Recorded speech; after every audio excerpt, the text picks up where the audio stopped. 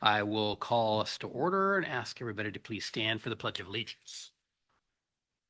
I pledge allegiance to the flag of the United States of America and to the republic for which it stands, one nation, under God, indivisible, with liberty and justice for all.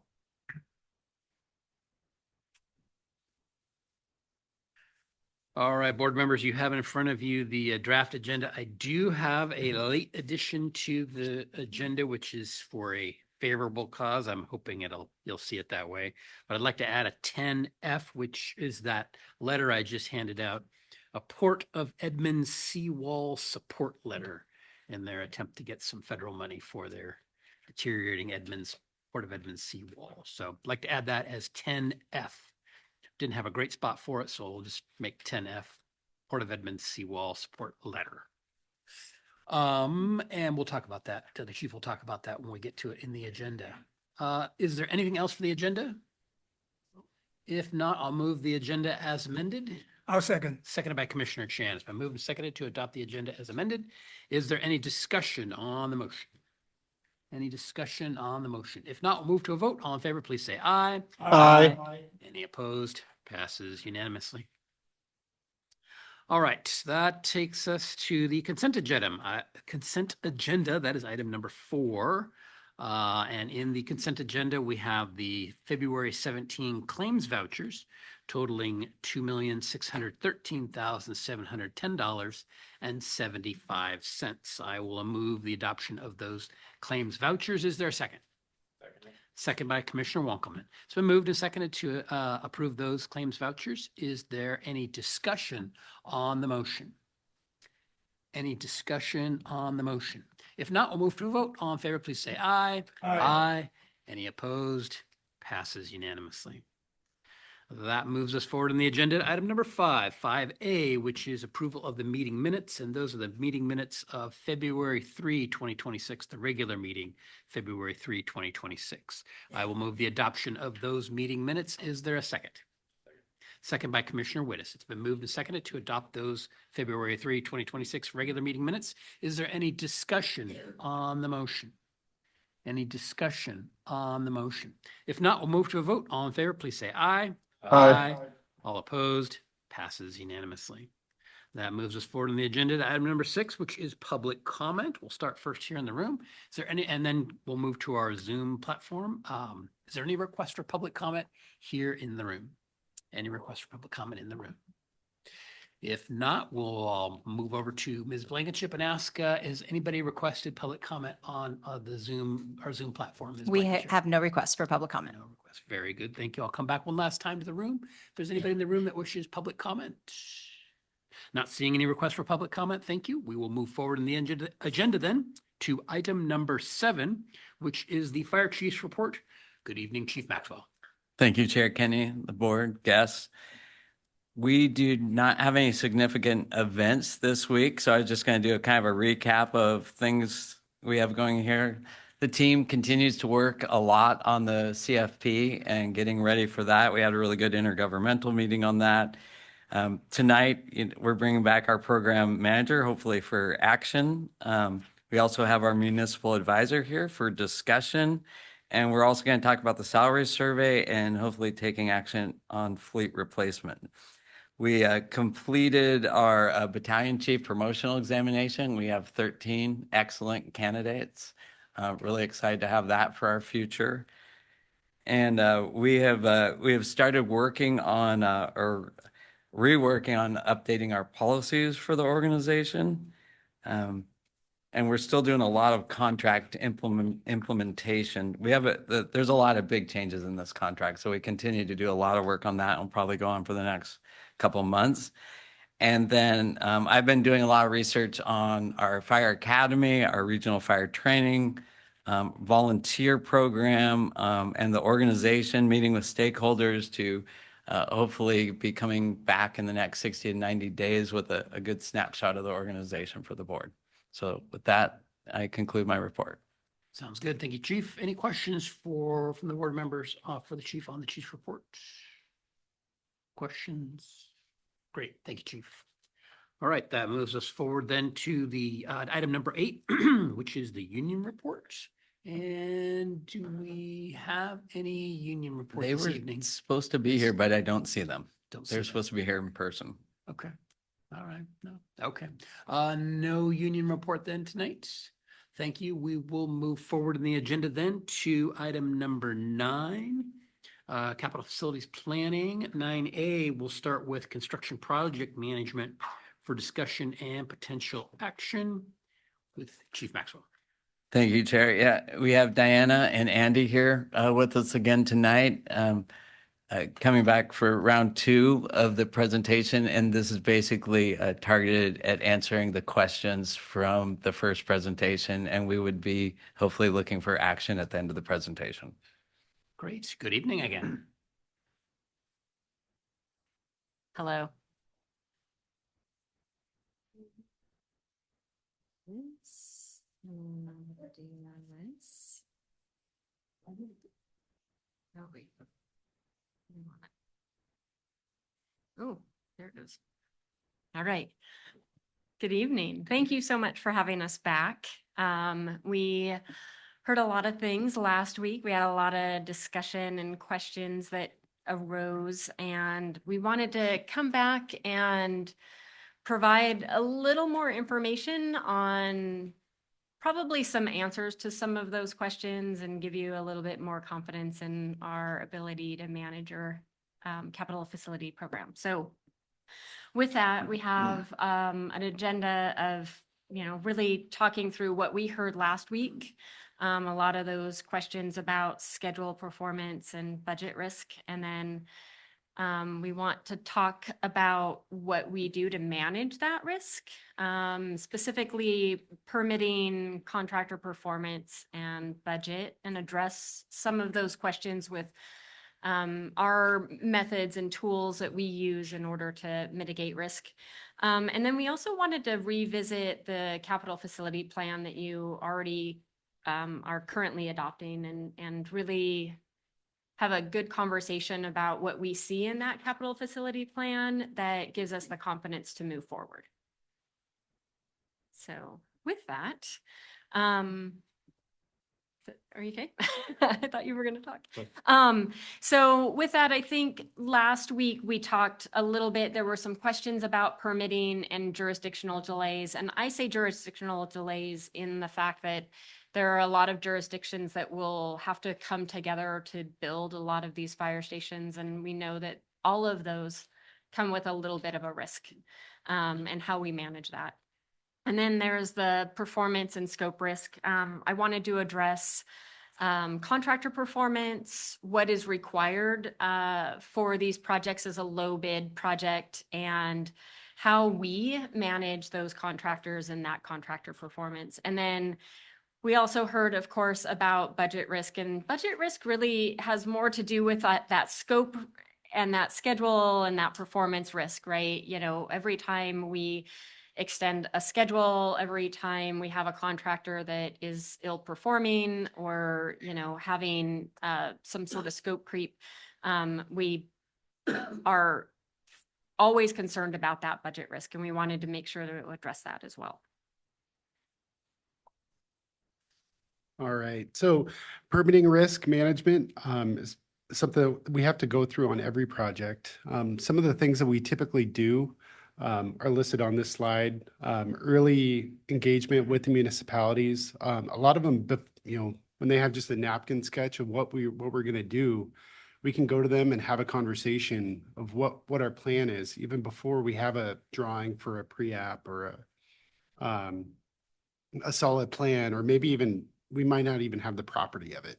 I've seen that before, but we know where the station needs to be. Then the next one is obviously that pre-application meeting with the municipalities. We don't have to have one, we don't have to have two, we can have three, we can have as many as we need to get the project to go, to give the best success in the permitting process. Another thing that we'll touch on later when we talk about schedule and what's in the CFP is enough time for the designer or architect to design the project so that they're not going in with a project with some unanswered questions or some the design not 100% complete. The other thing in this tied to the schedule is going to be knowing what the response or what the review times are by each municipality. Not only the review times, but the response times that our design team will have to respond to those comments. And sometimes that goes once or twice, one or two cycles. And having that conservatively addressed in the schedule. The other thing that the pre-app and those early meetings can draw to is what permits can go concurrently and which ones have to be 100% completed and approved before the next one can go, because we can gain efficiencies there. Another item is the adequate float, which the CFP does have in the schedule currently.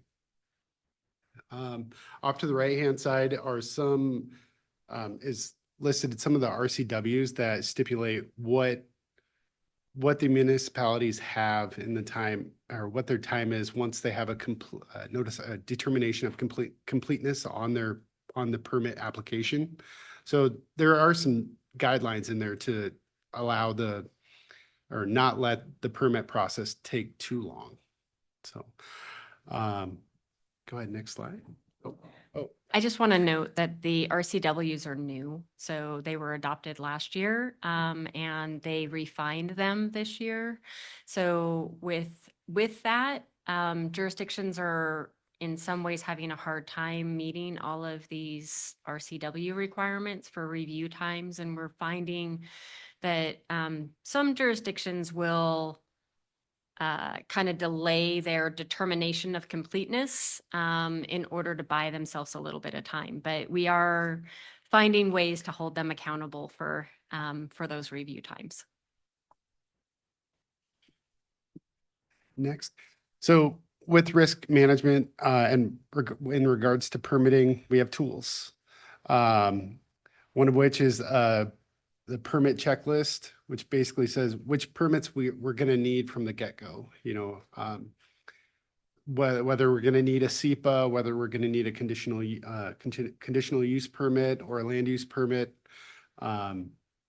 It's basically your checklist of what ones you have to check off.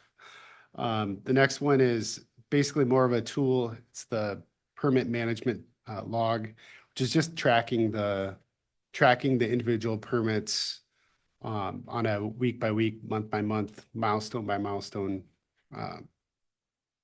cadence. The last one is going to be the lessons learned that we go, the earlier projects that we have versus the later projects. We're going to gain efficiencies. Specifically with a prototype design, we're going to, if we have to change one or two or 4 or 5 things on the first one, we're not going to put them in the same way that we did on the second go around, the design team. The other lessons we're going to learn is if we know that one municipality versus another is really tight on their schedule and they're going to meet their milestones for permits, then we might look at the schedule for future projects and adjust. Same thing in the inverse. If we know we're going to struggle, we're going to adjust. We might start a few months earlier on permitting. I think the other thing is, like I said, the multiple stations in municipalities. Like we'll learn. We'll go through a learning curve. So contractor performance is always a risk. We do a lot of upfront planning on the contract with that contractor to ensure that we're getting a qualified contractor. On the right, you'll see the RCWs that talk through how public bidding works, what we are required and what we can and can't do per code to select a contractor or award a contract.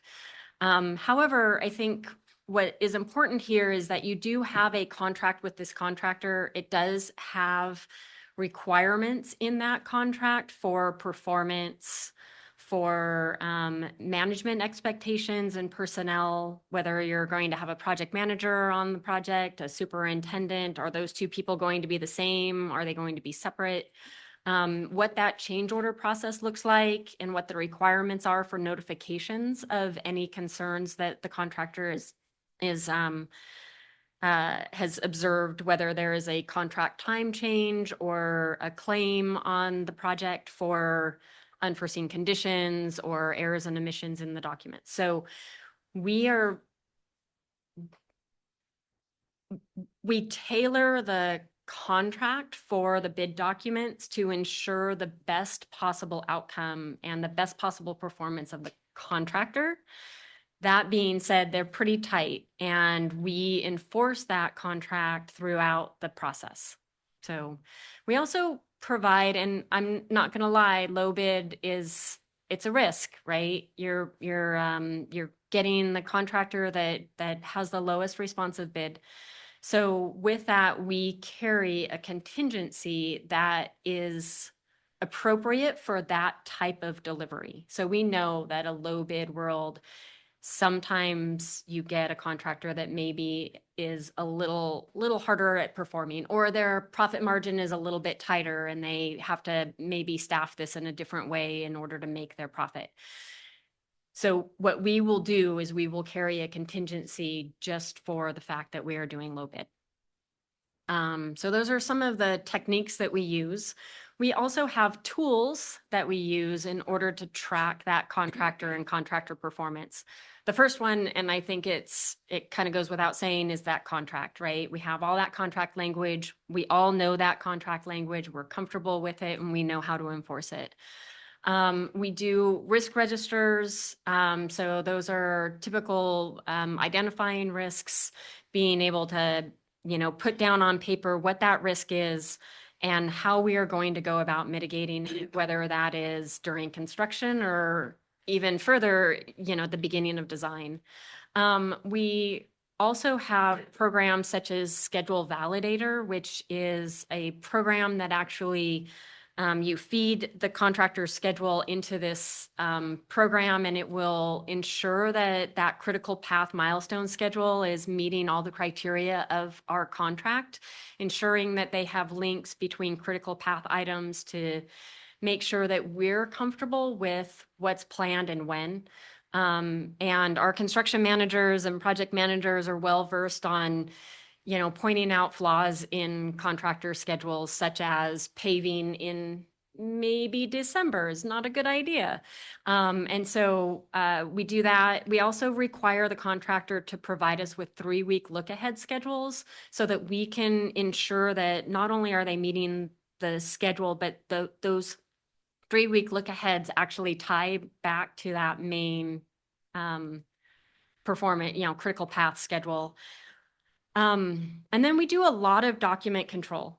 And I say that it probably doesn't sound that important, but we do site observations, we provide photographic evidence, we review contractor daily logs, we review submittals and meeting minutes and take pretty thorough meeting minutes in order to ensure that if something was to come up later and a contractor was to say, make a claim on, oh yeah, I had this delivered in July and you didn't pay me until, I don't know, November. We can pull out photos and meeting minutes and show that, no, we don't see photos of this material until, I don't know, September 21st. And so, we do those checks and balances because that document is so important when a claim does arise. And then we just lean back on that contract to ensure that that claim is appropriately processed through the project.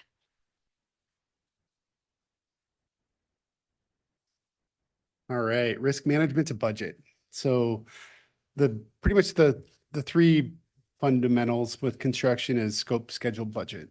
So with budget, you can tell the risks to budget are going to be coming from the other 2 fundamentals.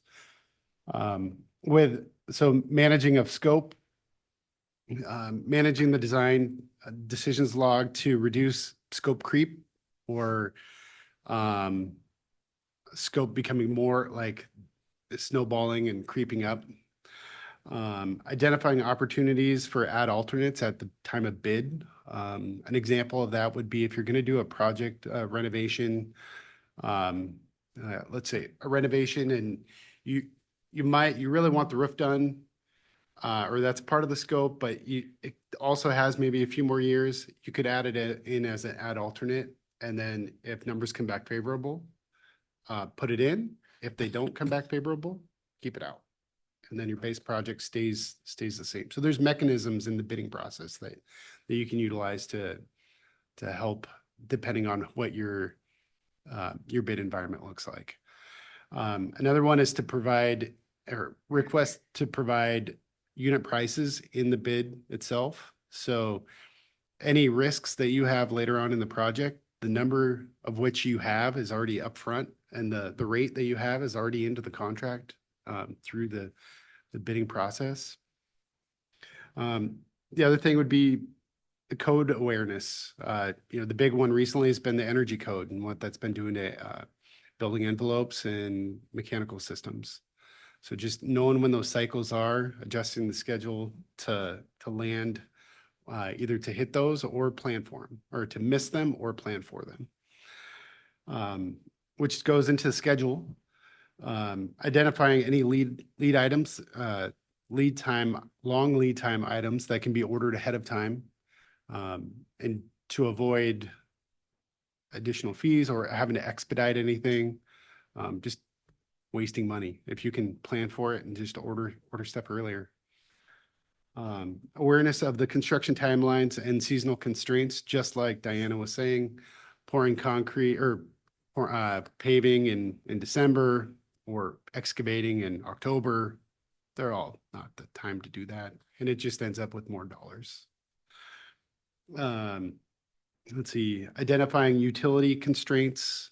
I know PSE and PUD, different examples I hear on almost every other project of time constraints with them. So just identifying those up front. Last one on that was early work opportunities, not necessarily just long lead items and purchasing the items earlier, but if there's any scope that can be done separately ahead of earlier to avoid any of those schedule constraints, especially seasonal ones.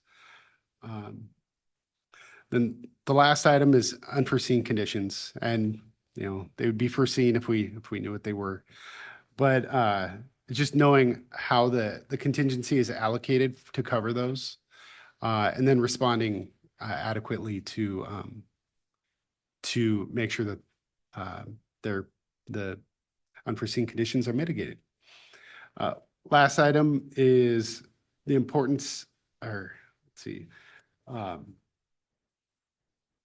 impact is if these unforeseens come up, like evaluating them against the scope, schedule, and budget, and then reporting up to y'all, because bad news is only bad if it's late.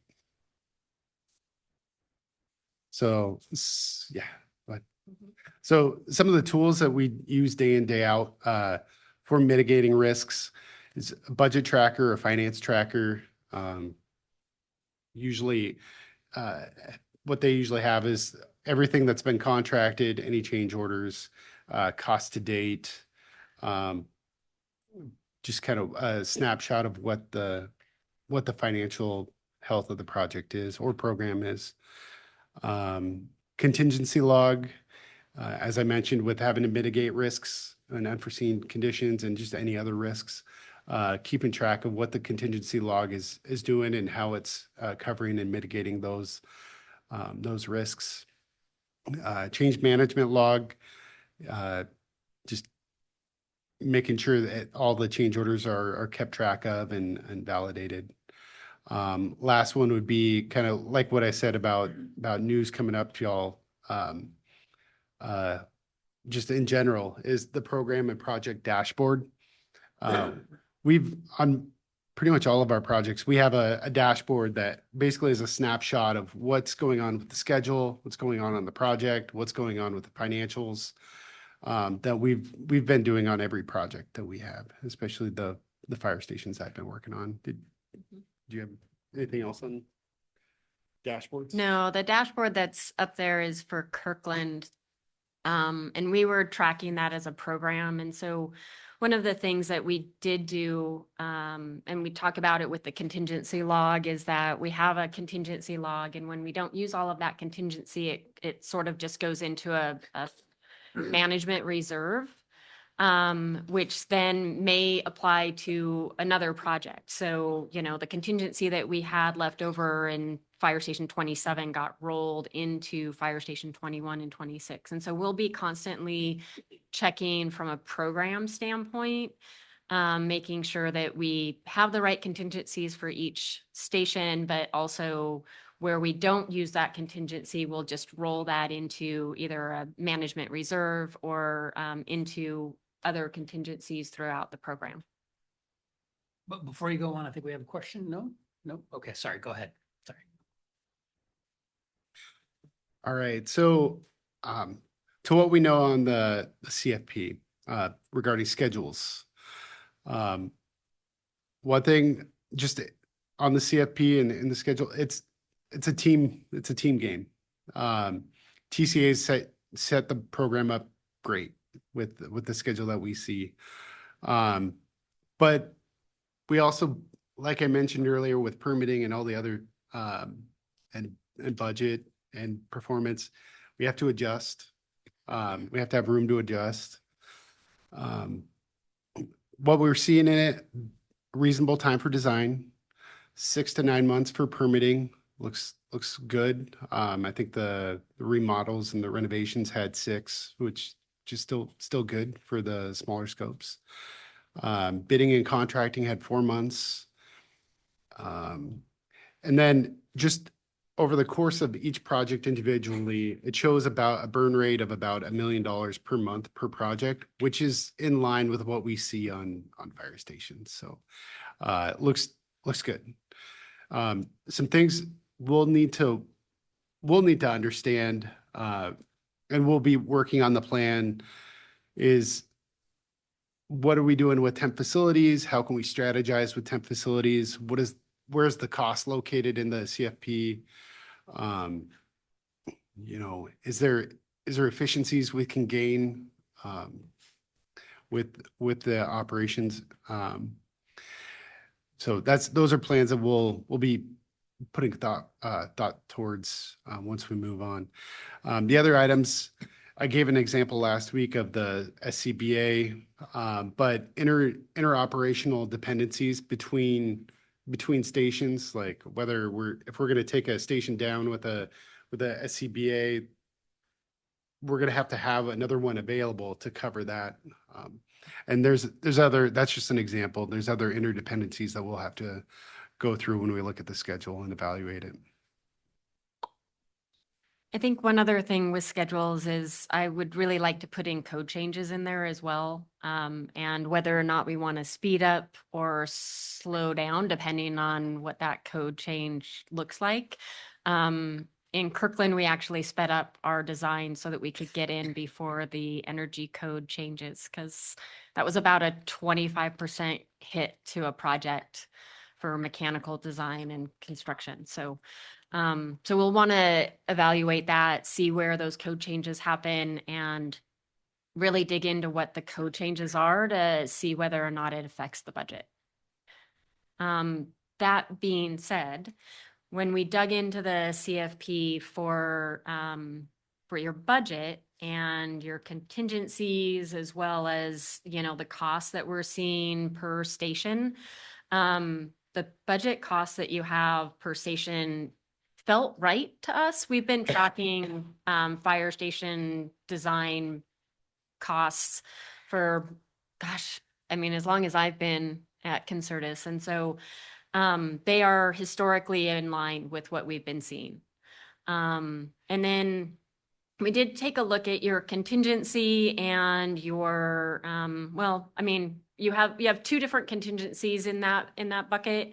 You have an 8% contingency, but I love TCA for this. They put another 5% contingency in there for code changes and tax changes, sales tax changes, market changes, and those sorts of things. So you're carrying around a 13% contingency. We carry about 8% contingency on renovations and probably about 5 or 6% on new builds, because usually new builds are a little bit easier when it comes to unforeseen conditions. So we're really comfortable with the contingencies that you have in the plan. And then you also have this 5% escalation. And what we're seeing is, I mean, if you take COVID out of the mix, because COVID was a little wild on their escalations, but if you take COVID out of the mix, we're seeing 4 to 5% escalation. And I think TCA backed that up with their CFP presentation and really drilling down into that 4 to 5% escalation, and that makes sense to us. I think a couple of things that we want to really dig into, and we've been talking with the team about, is really understanding the costs associated with temp facilities. One of the things that we're seeing is that temp facilities sometimes can run a little bit higher than what we would expect, mostly because they're usually for more than 6 months, and the code doesn't call them temp anymore when they're over 6 months. So that's a bit of a challenge. And then we've also been seeing a lot of really innovative, or maybe kind of frustrating, ways of doing temp facilities. Redmond Fire did RVs. And so, you know, sometimes we have to think out of the box. I think Bothell bought a temp facility from, I think, Seattle. We've been talking with Vancouver about buying a temp facility from Seattle as well. So there are some out of the box thinking when it comes to temp facilities, but we want to understand where that is in the cost of things, because we aren't seeing it in the plans that we've seen so far. Not to say that it's not in there, it just probably is rolled into the cost of the project.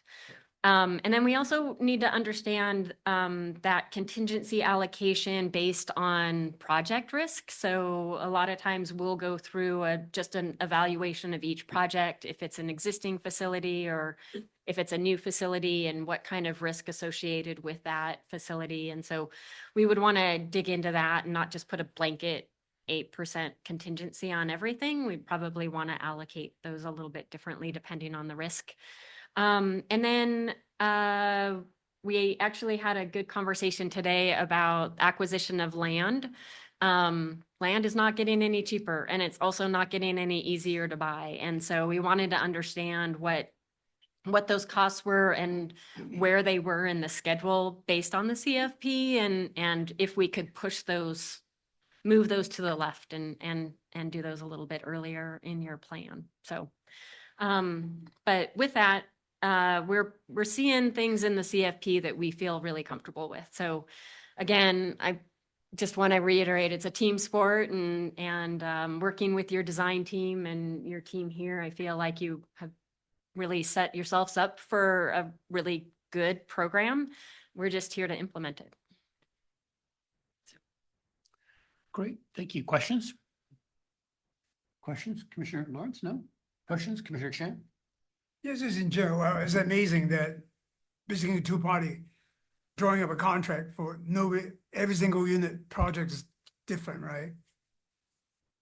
I mean, it's not like buying a car. If I buy a car, I know exactly what I get and everything else. So in general, there's a lot of property conflict, right? So from your experiencing, I'm just looking at the expectations.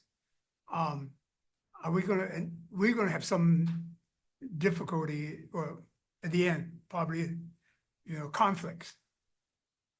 Our plan is to resolve all of those conflicts through the course of the project so that we don't have any claims. But based on your experience, are there any project you have, what percentages really have a conflict, and what percentages you end up with some kind of a lawsuits and stuff like that? How many stations do we have? 14? I have had one station that had a claim and they dropped it. I'm sorry, yeah. I had one station out of the 14 that we've done that had a claim, and in the end, they dropped their claim. So in general, you all resolve Yeah. all the Yeah, conflicts. we usually have really good documentation that allows us to mitigate that claim most of the time. Yeah. But you all probably right from the beginning, early stage, you already know there's a problem, right? I mean, if this contractor had problem or they fall behind and all that type of thing, so you probably can, I think as you work through a project, you develop a relationship with the contractor. If you ever at the very beginning have to quote the contract, it's a red flag, and so we are more diligent in that regard. But we walk into every low bid design and low bid construction knowing that it's low bid and knowing that, we're getting a contractor that has a much tighter profit margin than a negotiated piece of work, and knowing that, we need to hold them accountable for the contract that they signed. or at that time, you also make adjustment for the contingency, have a higher contingency money.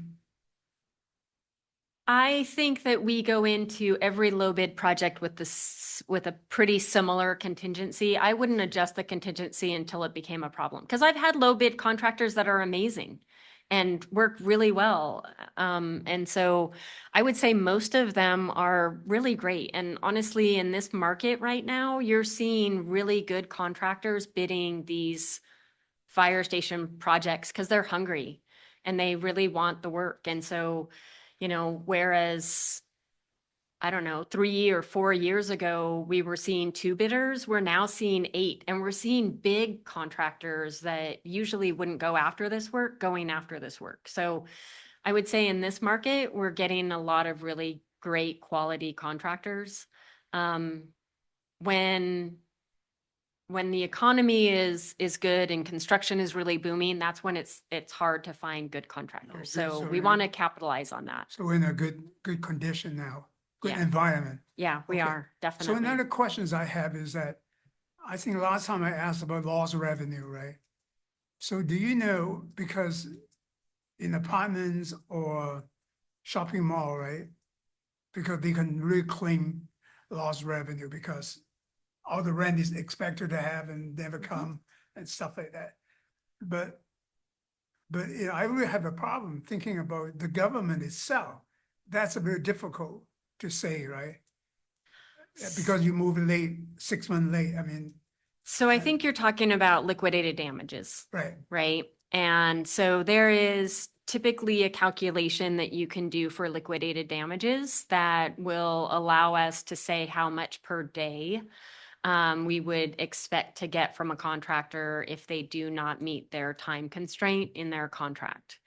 And so you don't have to prove it, you just. you do have to prove it. By law, you have to prove what your liquidated damages cost would be.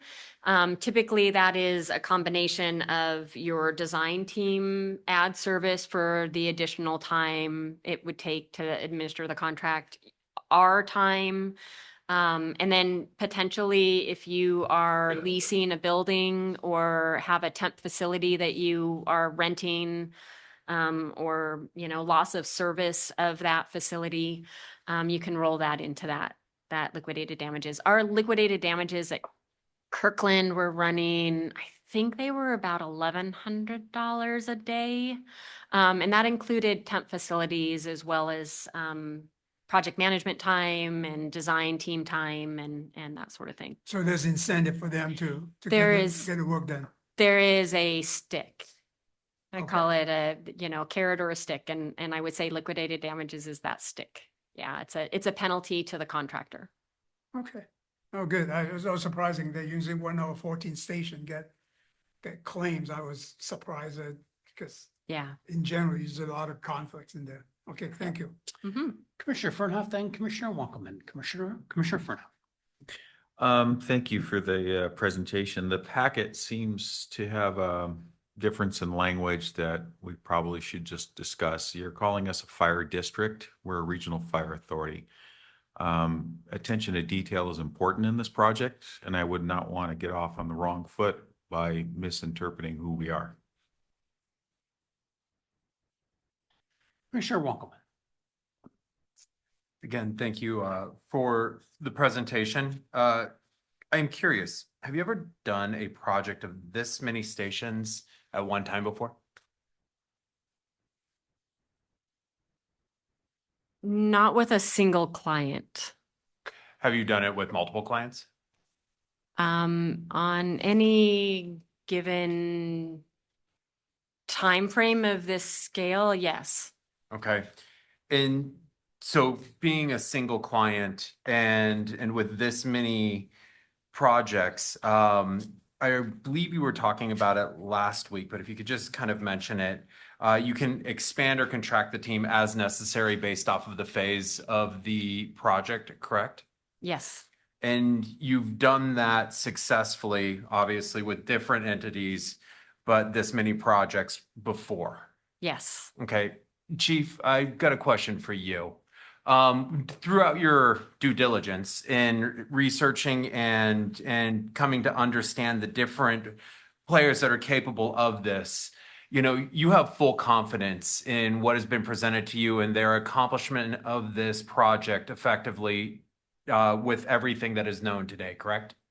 I do, Commissioner. I went back and double checked all the references in the last week, and all the references gave full confidence to this company. Okay, would you be willing to just state a couple of those references for me? We spoke with, let's see, Snohomish Regional, Marysville, Snow 911, Kirkland. Okay, and they said full. Awesome. Yeah. Thank you very much. I appreciate that. Thank you. Ms. Brown, I did have a question for you or Mr. Bailey.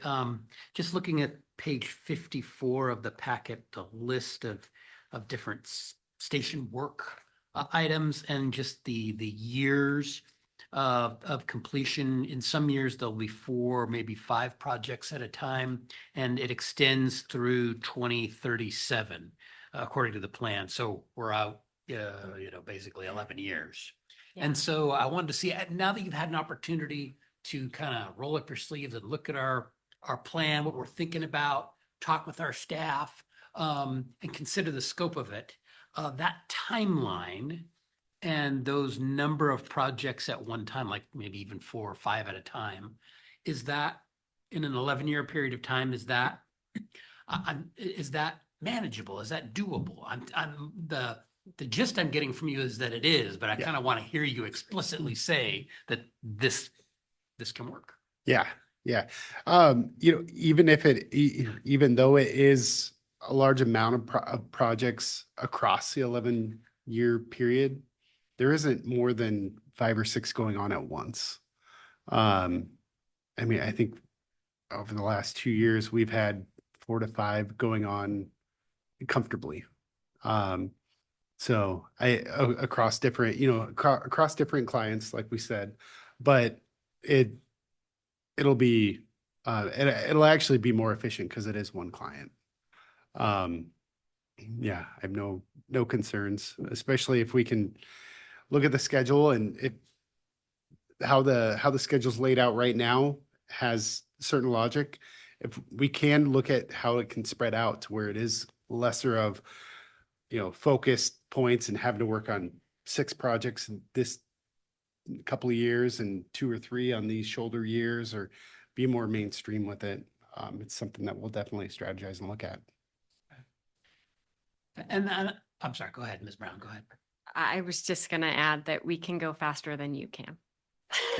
That's Most of the time, my staff, I mean, I brought Andy, but I also have Stephanie and Mary and Christina. And I mean, I have a staff of 20 project managers that work on projects. And we can scale up as needed. I think for me, it's a matter of making sure that you all have the time and thoughtfulness to be able to put into these stations. And so we typically will slow down just to make sure that you're getting what you want and that you're responding to all the needs of the program in order to make this happen. Great. Because that's what I think I expressed last time, that I'm hoping to tap into your expertise on this. We we work out of fire stations. We don't build fire stations, Yeah. particularly multiple at a time. And so that's where your expertise looking at what we're trying to do, I'm hoping to be warded off from like, you're looking through rose-colored glasses and like, you're going to build this in 11 years when it's actually going to take you 15 or what have you. But have you be able to look at it and go, yeah, that's doable. We can make that happen. That's important because we don't have the expertise in building fire stations, but you do. So that's where we need your expertise to help us make this happen. Yeah, I will say that Andy and I looked at the schedule and there are a couple of minor red flags that we're seeing. And I think it's just because it's high level.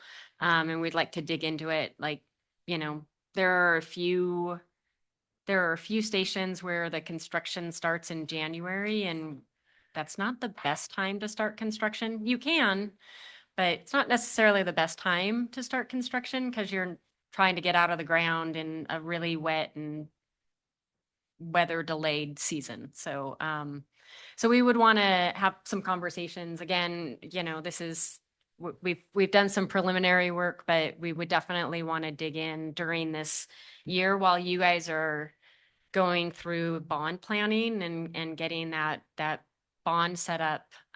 We would want to dig in with the design team to talk through the CFP and really refine those schedules.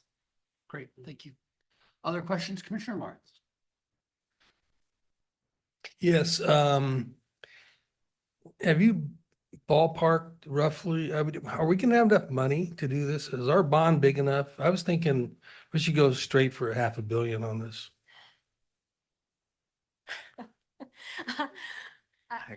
It wouldn't hurt. I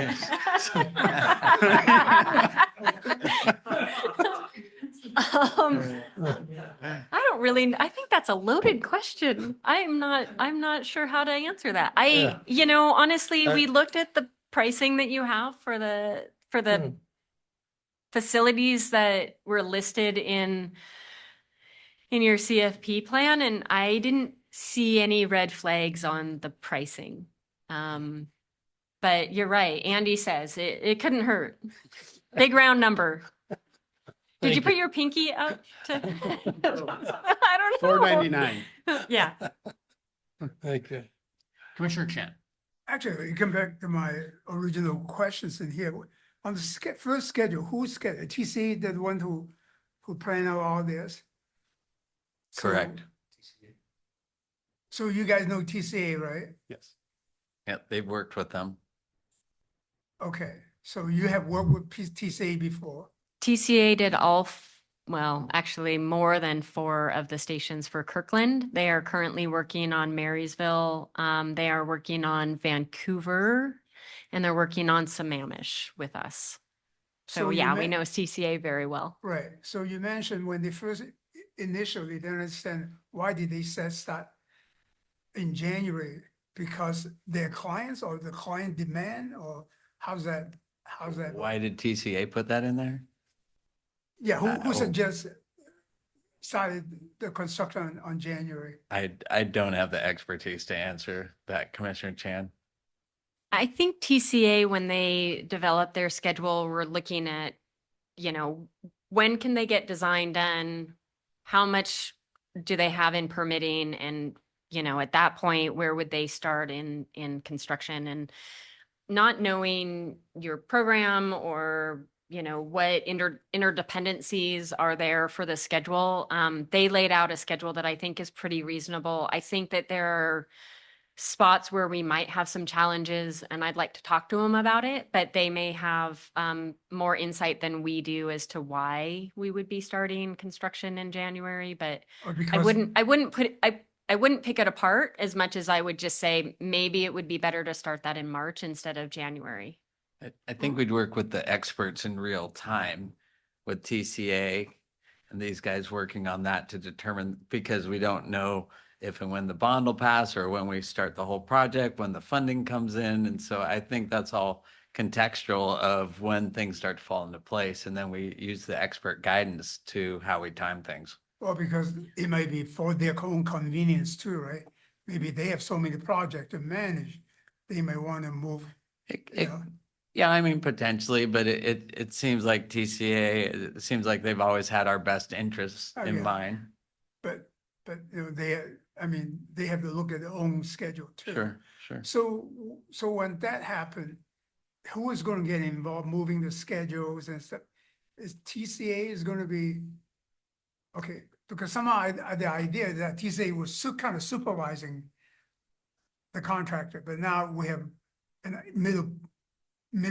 middleman, whatever you call it, Well, to do it. well, yeah, the program manager, obviously, they're already looking at things for timing, right? Just by that example. Right. And then if we have our chiefs or our deputy chiefs or whoever we have assigned to be the liaison with these, they're all going to be working together and discussing and strategizing this real time as we go. So if they delay 3 months, it doesn't really hurt us, is it? Say, excuse me, say that once more, please. Yeah, if they delay 3 months, so that means construction will be, you know, when the completion will be 3 months behind or But afterward, is that? potentially, but if we're to lay asphalt or cement in bad weather and it has to be redone, that could put us behind too. You know, I think it's all in the So we don't have a very tight, I mean, we can be flexible. yeah, we when have to construction- we have to be Construction flexible. done, okay. Yeah, because for sure. The people just have the station 20, just have to stay there for 3 more. But- It could be. I mean, we have to listen to the experts and all the timing has to come together. And that's a big part of what they're going to do for us. I mean, timing is everything. Well, that's a big No, part of actually, this. go back to my original questions, right? If I were shopping mall or thing, that I need that money, but now mixing 6 months doesn't really hurt us. That's I'm trying to say that. I mean, relatively speaking, I mean, it's a little different. We're not losing revenue Revenue. from our business not operating. Okay, so we can be a little bit flexible. Yeah, we want to Okay. do it right. I think that's the most important thing. Okay, good. Other questions? No. Okay, well, Chief, I think we're ready to move on to potential action. My question, Chief, is from the materials, what exactly do you need a motion on? Because we've got the project management services agreement and is authorizing you to approve that, to authorize you to sign. Is that sufficient? Or do we need something more related to scope of work?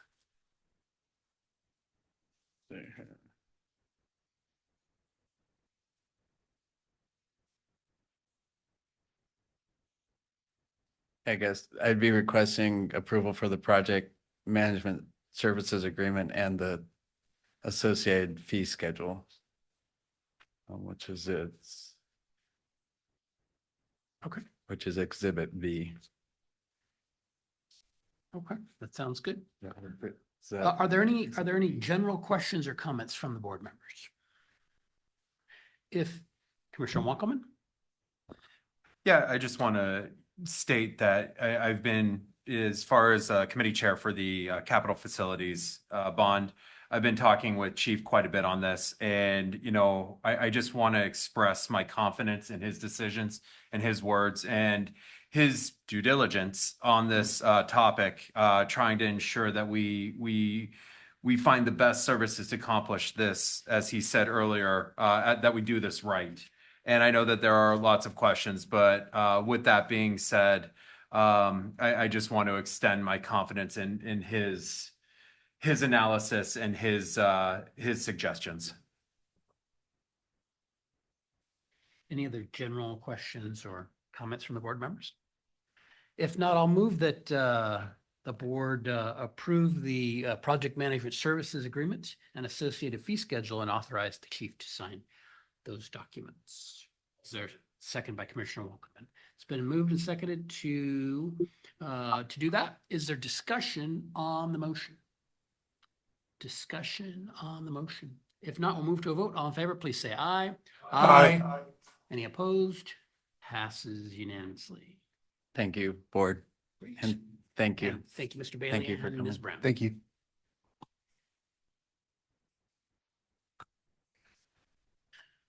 All right, that moves us forward in the agenda to item 9B, which is a discussion about municipal advisory services and PFM financial advisors.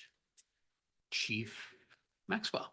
Thank you, Chair Kenny. Yes, we have Thomas and Matt here with PFM, their municipal advisor service. This would be, we're getting towards the end of putting our our key upper level team together to move forward with, potential bond in the CFP. The last piece would be if we go down the road for underwriter or how we choose to do this, but this would be the last last key member, one of the last key members of our team for this process. So with that, I'll turn it over to you guys. Thank you for being here. Yeah, go ahead. Can you share? Okay. Yeah, go ahead. Good Well, evening and welcome. yes, good evening, and thank you for having us. I'm Thomas Topfer. I'm a managing director with PFM. I hope you can hear me okay here. Yes. Been a municipal advisor for 17 years and had the pleasure of working on multiple public safety facility financings, including fire stations as well as fire training center. I'm joined here today by Matt Schoenfeld. Hello. Hello. You want to Jump into it? do a quick introduction? Yeah, great. Matt Schoenfeld, PFM. I joined PFM in 2022. Prior to joining PFM, I worked for the Washington State Treasurer's Office, where I ran the state's local program, which I'm not sure if you're familiar, but it offers financing for all local governments across the state of Washington, but fire districts were one of our biggest users. So look forward to meeting you, and pleasure to meet you, and look forward to presenting. Great. Thank you. So we prepared a couple of slides just to tell you a bit more about our company, our experience, and the role of a financial advisor, a municipal advisor. I hope you can see us okay on the slide, but PFM was founded over 50 years ago with the sole purpose of providing independent financial advice to state and local governments. We've grown to about 350 people located in over 32 offices nationwide. We've been what we call the #1 ranked municipal advisor in the nation for since 1995, so over 30 years.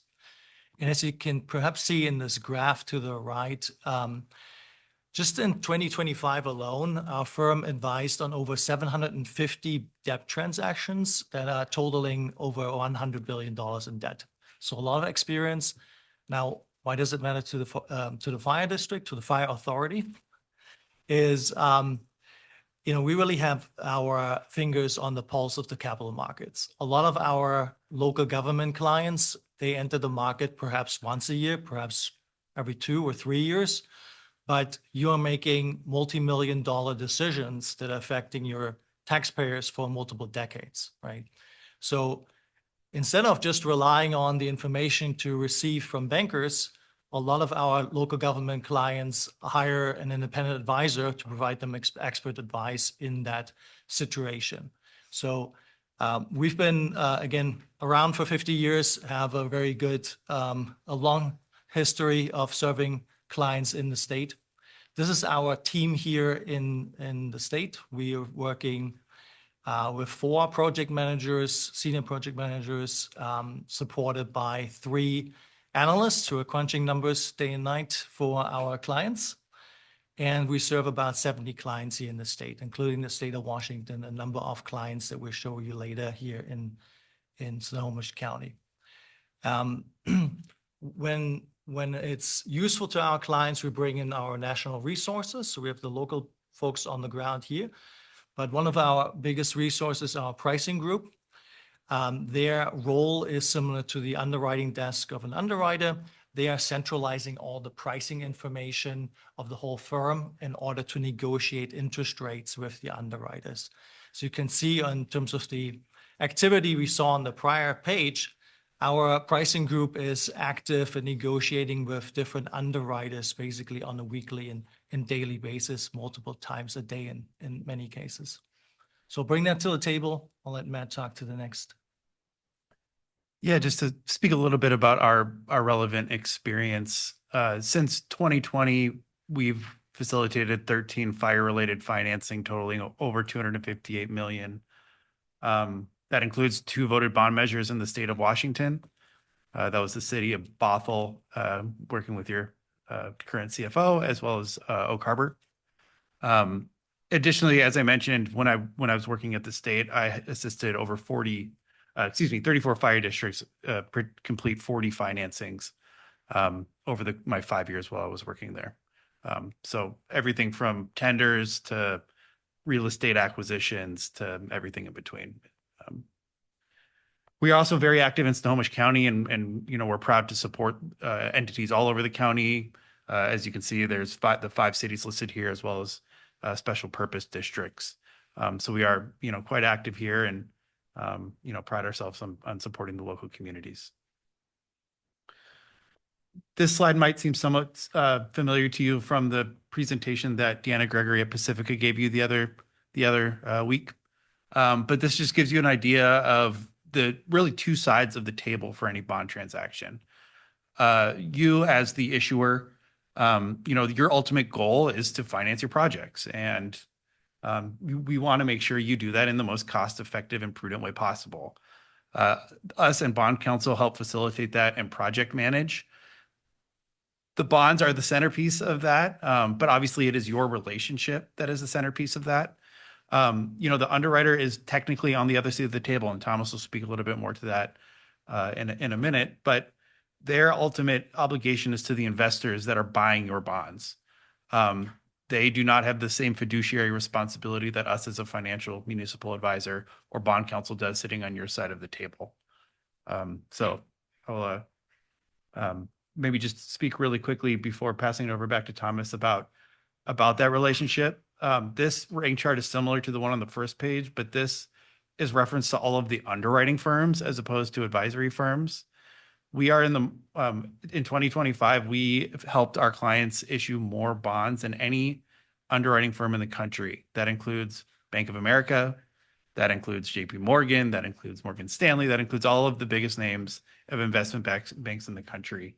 As Thomas mentioned, our pricing groups in the market on average multiple times a day. And what that really provides our clients is real-time market data to ensure that you're getting the best interest rates possible, to ensure that ultimately your taxpayers are minimizing the amount that they're having to pay to facilitate your projects. And I'll speak a little bit, I have some case studies that speak to that here in a moment, but with that, I'll pass it back over to Thomas. So let me talk a bit about the role of a municipal advisor. So we're really here as almost an extension to your staff, providing that additional expertise about capital markets and about bond planning, right? So we are part of your team early on to help with the planning process, thinking through with you. We heard a couple of questions earlier almost, where you have a very large capital program. Could you issue all this debt at once, right? You probably have to do it over multiple issuances over different years. There are different requirements from a tax perspective. If you issue tax-exempt debt, that you have to spend this money within 3 years. So that already tells us that you probably have to issue multiple issuances over this 11-year timeframe you mentioned. But there are pros and cons. You have to figure out how to split that out. And we can provide you, again, independent advice from your perspective, right? That helps ensure that it's not just some advice of somebody trying to get a deal done, but really somebody who has your interest at heart. We'll talk about, which rating agency makes sense to engage here. Is it one rating agencies? Is it multiple rating agencies, depending on your what is putting your bonds in the best light for the investors. And then the picture on the bottom is another way to depict kind of the difference of the role of the underwriter and the municipal advisor. So, as you engage an underwriter, the first letter to the authority would be a letter that says that they have no fiduciary duty to you, right? That's the first statement. And that makes a lot of sense because at the end of the day, they're the middlemen, right? They're trying to make a market between you, the issuer, you're trying to sell your bonds, and they're trying to find the investors to buy your bonds. Now, they're basically in that moment having to balance multiple interests, right? Clearly, they have the investor interests as well as your interests. Now, when you come to market, you're coming to market with very large debt issuances. So that should be very, very important to any underwriter. However, you are likely coming to market once a year, maybe every 2 years, while the underwriter is going to interact with the investors on a weekly basis, right? They're going to issue other debt. So it's a good question, which interests will matter more in the moment of a negotiation. And for us, it's very simple. We are always on your side. All we do is negotiate on your behalf. It's sometimes funny when we see, case studies from an underwriter saying, look, we had this fantastic transaction for your neighboring fire authority, and I'm just making this up here, and they had, seen 10 to 20 times more investor interest than they could sell the bonds. But what does that mean? It means that interest rate was really, really attractive to the investor, right? But it wasn't necessarily the best deal to you. So we want to make sure at the end of the day, our goal is to get the interest rates to just the right level that you have enough investor interest to get the bonds sold at the lowest possible cost, essentially, right? That's our goal. And maybe one thing to add, just to make clear, is we're talking about two sides of the table, but ultimately it is a financing team. And the goal of a transaction is to make your goals be met. And so our relationship with the underwriter is one where, there's obviously points of negotiation, but our goal is to ultimately make sure that it's the lowest cost to you. And we both parties play important roles in making sure that happens. There's a lot of collaboration, right? It's a lot of collaboration, but there's also points when there's negotiation, essentially. We listed a couple of benefits here, quantitative benefits. Of course, it's very easy to talk about interest rates. That's, the benefit that we bring to the table to be your advisor, to help you make sure that you have all the data in order to feel comfortable that you're negotiating the right interest rates.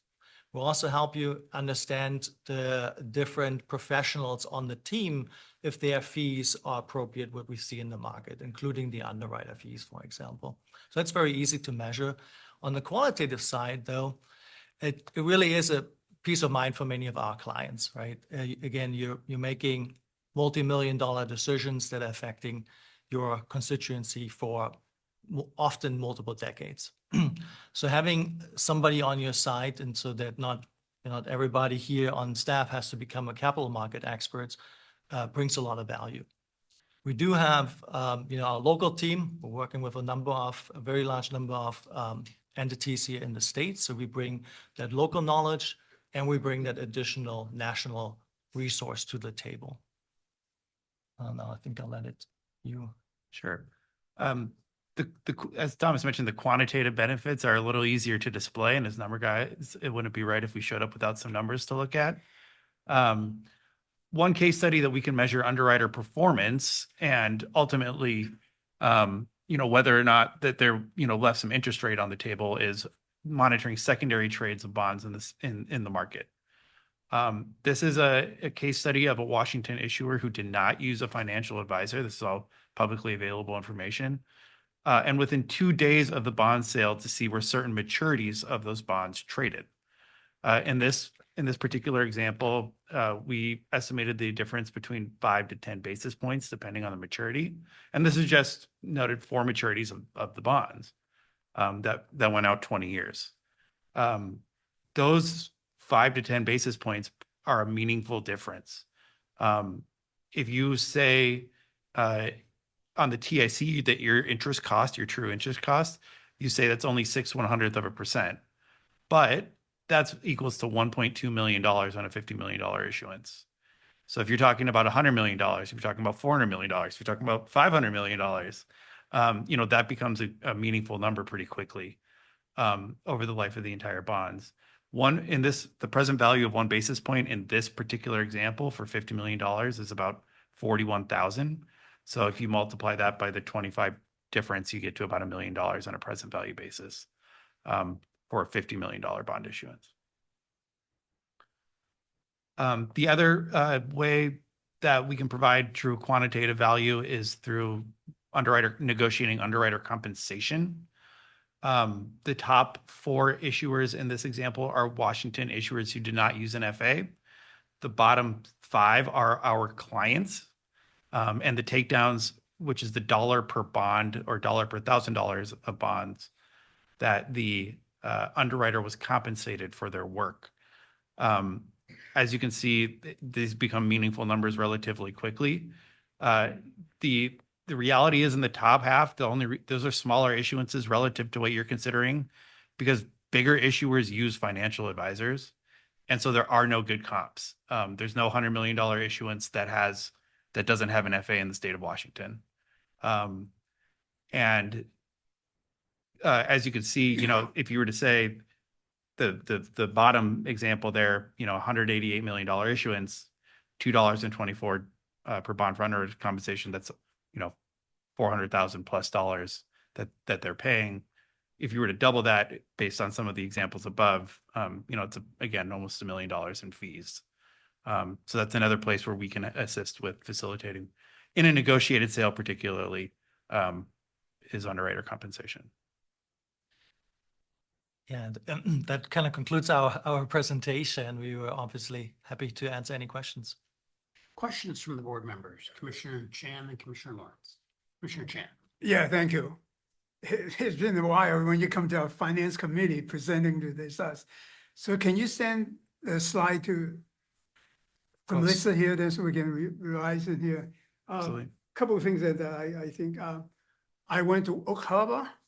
I escorting a team from Taiwan and getting to talk, and it's amazing that he, the one who told me that they did not just not using the underwriter, but have additional.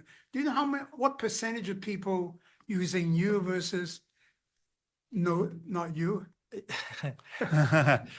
a good question. I don't know what the percentage is, but so there are different, so we work with a lot of underwriters, and as we're Right. negotiating on behalf of our clients directly in these negotiated sale. Sometimes we do what's called a competitive sale process, where we are really helping you manage this transaction from the beginning to the sale. And on the sale time, you basically just say, okay, I want to sell my bonds now. Underwriters come and tell me what's the best interest rate. And then you have 5, 6, 7 different bids from underwriters, and you just accept whoever has the lowest interest rate in that moment. Yeah, this last 20 years, we haven't done any bonds, but we're not going to, it's not a school district. They kind of, every few years, they have a bonds, right? Right. So how would that be different? Because us, I don't think, Yeah, there's a couple ways to look at this.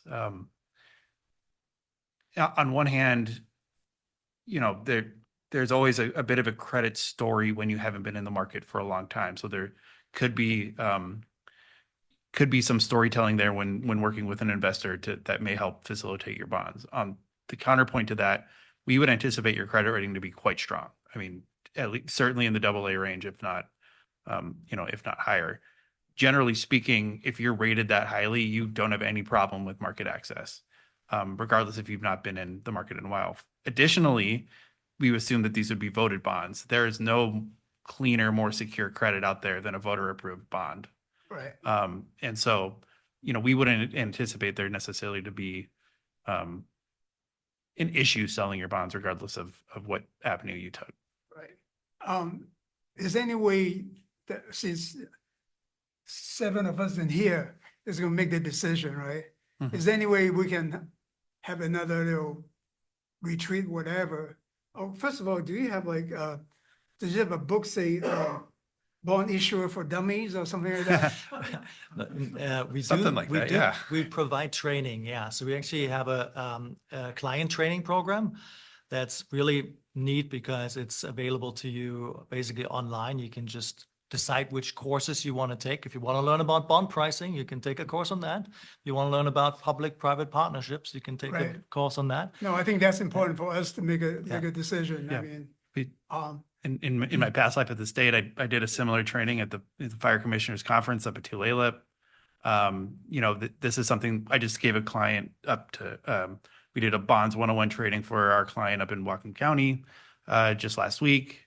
So that's something we do regularly, whether it's personal one-on-one with you all. We offer training company-wide, periodically throughout the year. So there's definitely resources available. But I think including our staff too. 100%. Oh, I don't think 100%. any of them have any bond issuing experience. I'm glad somebody is interested, so we'll be happy to. Yeah, provide training. it would give us a book for dummy or whatever, and then we can, I'm concerned, I want to make the right decision. Yep. My only thing is as an auditor for auditing bonds and stuff like that, but not the whole complex issues in there. Now, I was surprising, well, that's why when I talked to our CFO, he said, yeah, I worked with this guy before, and so that's I'm encouraging to bring it here, because I think that actually justify us to say why we hire you, so we can, it's if any other, our taxpayer, whatever, asking why our expenses in here. And I think it's amazing too, is that, I don't know, have anything to do with you. When Oak Harbor told me the raise really high percent, 60, 80%, whatever approved. And, or because the difference, they have a lot of retirees and they have the big training fields and everything else, and say, it's amazing. But anyway, so actually we'll have hired someone else to exactly attorney tell us what to say and all that stuff. So I think we have to be really, I don't know, the staff would welcome this, a training section for everybody of us.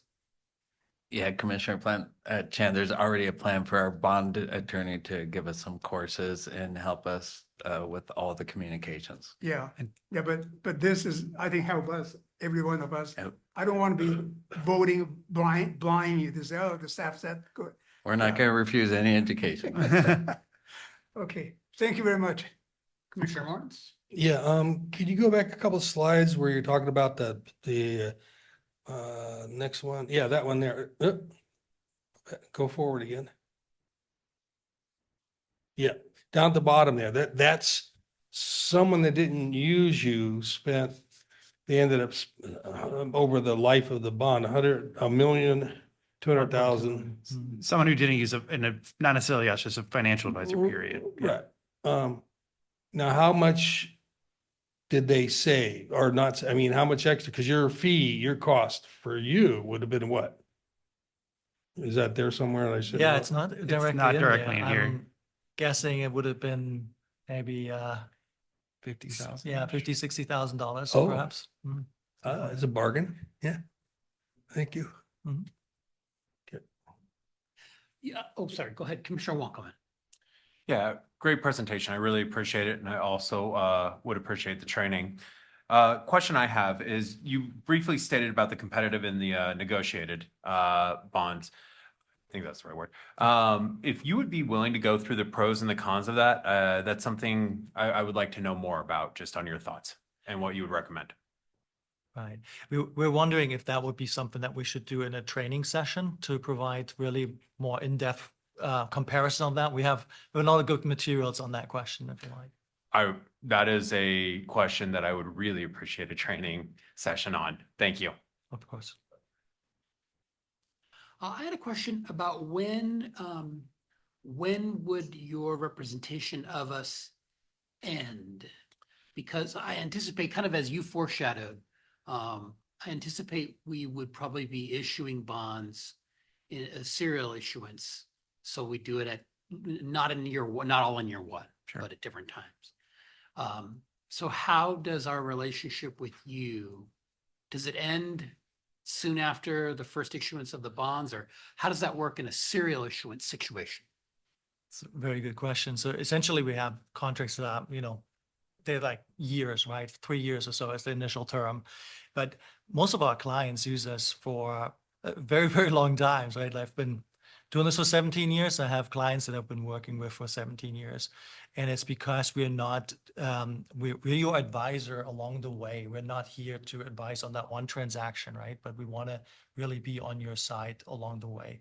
We'll be here to help you with the credit story, how it evolves from one issuance to another. So we want to be on your side all the way, essentially. So usually our client relationships are very, very long. They're not related to just one transaction. on your side for a long time if we provide the value to you. Thank you. Commissioner Wittes, he hasn't asked a question, and then Commissioner. Thanks. I just wanted to say that I was part of that $19 million bond issue we had before, and we did not have the project management team and or you guys, and we lucked out. So I appreciate you guys being here. Commissioner Chan. Yeah, of course, I'm really interested because I'm looking at school districts and there's also seem to have something like $400 million bond. So what are what can the rate be different? Can I just using whatever the rates roughly before this to see, or? You're saying in comparison to what a school district might achieve in the market to you? Is Yeah, that- It could be comparable, assuming the credit rating's the same, assuming the bond structure is the same. So there could be potentially good comps out there. I mean, ultimately, at the end of the day, what you're going to issue is a property tax backed bond. right, And even though, the credit is materially different, school districts are having a hard time right now. It's different than a city. City gets sales tax and sales gets all sorts of other types of revenue. Ultimately your credit rating is the most direct correlation to what you're going to be receiving in the market. And so if we could easily provide, specific comps about what that might look like for similar transactions. oh, that would be good, yeah, because I see how the spread is, what it look like. Mhm. Thank you. Other questions? So Chief, this is for discussion tonight and as for first introduction to this issue and, but we'll plan then to have it on for action at the first meeting of March. That is correct. Okay. All right. Any other general questions? But that'll be the general plan. They'll be back at our next meeting for action. Great. All right. Thank you so much. Yeah, And we thank very you all. much appreciate the Thank- presentation tonight. Thank you. Thank Great. you. Thank you. All right, with that, before we get into our next subject, which will take a little while, I see we're just about at our 8:30 usual break time. Why don't we go ahead and take our regular 8:30 break? Let's for about 11 minutes or so, 10 minutes. Here from 8:25 to 8:35. We'll be in a brief recess without objection. Thank you.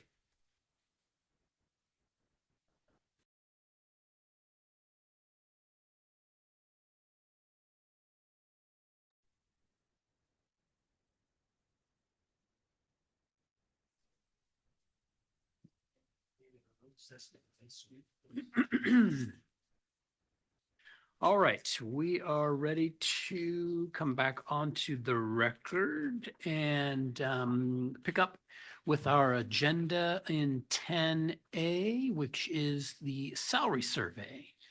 And I will turn that over to Chief Maxwell. Thank you. And I'll turn over to Chief Anderson. Chief Anderson. Good evening, board. So this is part two with Matt in salary survey. And he's online tonight, so he'll be making a presentation. I'm hoping, he was just online. I'm hoping let me text him here, make sure do you see him, Melissa, on there at all? Oh.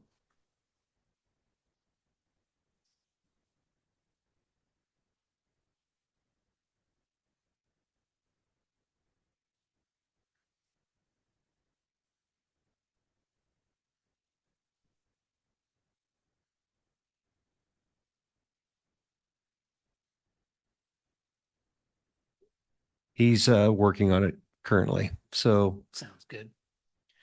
hopefully he comes on soon. Maybe this is a good time just I needed to say something before we got started. The salary survey has been ongoing, as you know, and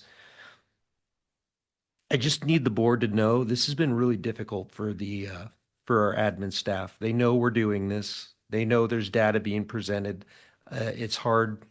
It's hard to hear that. It's hard when you know your job is being compared, around not only the local area, but around for different comparisons of your job title. And maybe this is a good time for me to just say to our staff how much I appreciate them and how I know their job is hard and that I've seen the comparisons and I know that they do more under their job descriptions than what we know our comparables do because we're pretty lean in staff. And I guess I'll just leave it at that for the record, just giving that gratitude to our staff and what they do.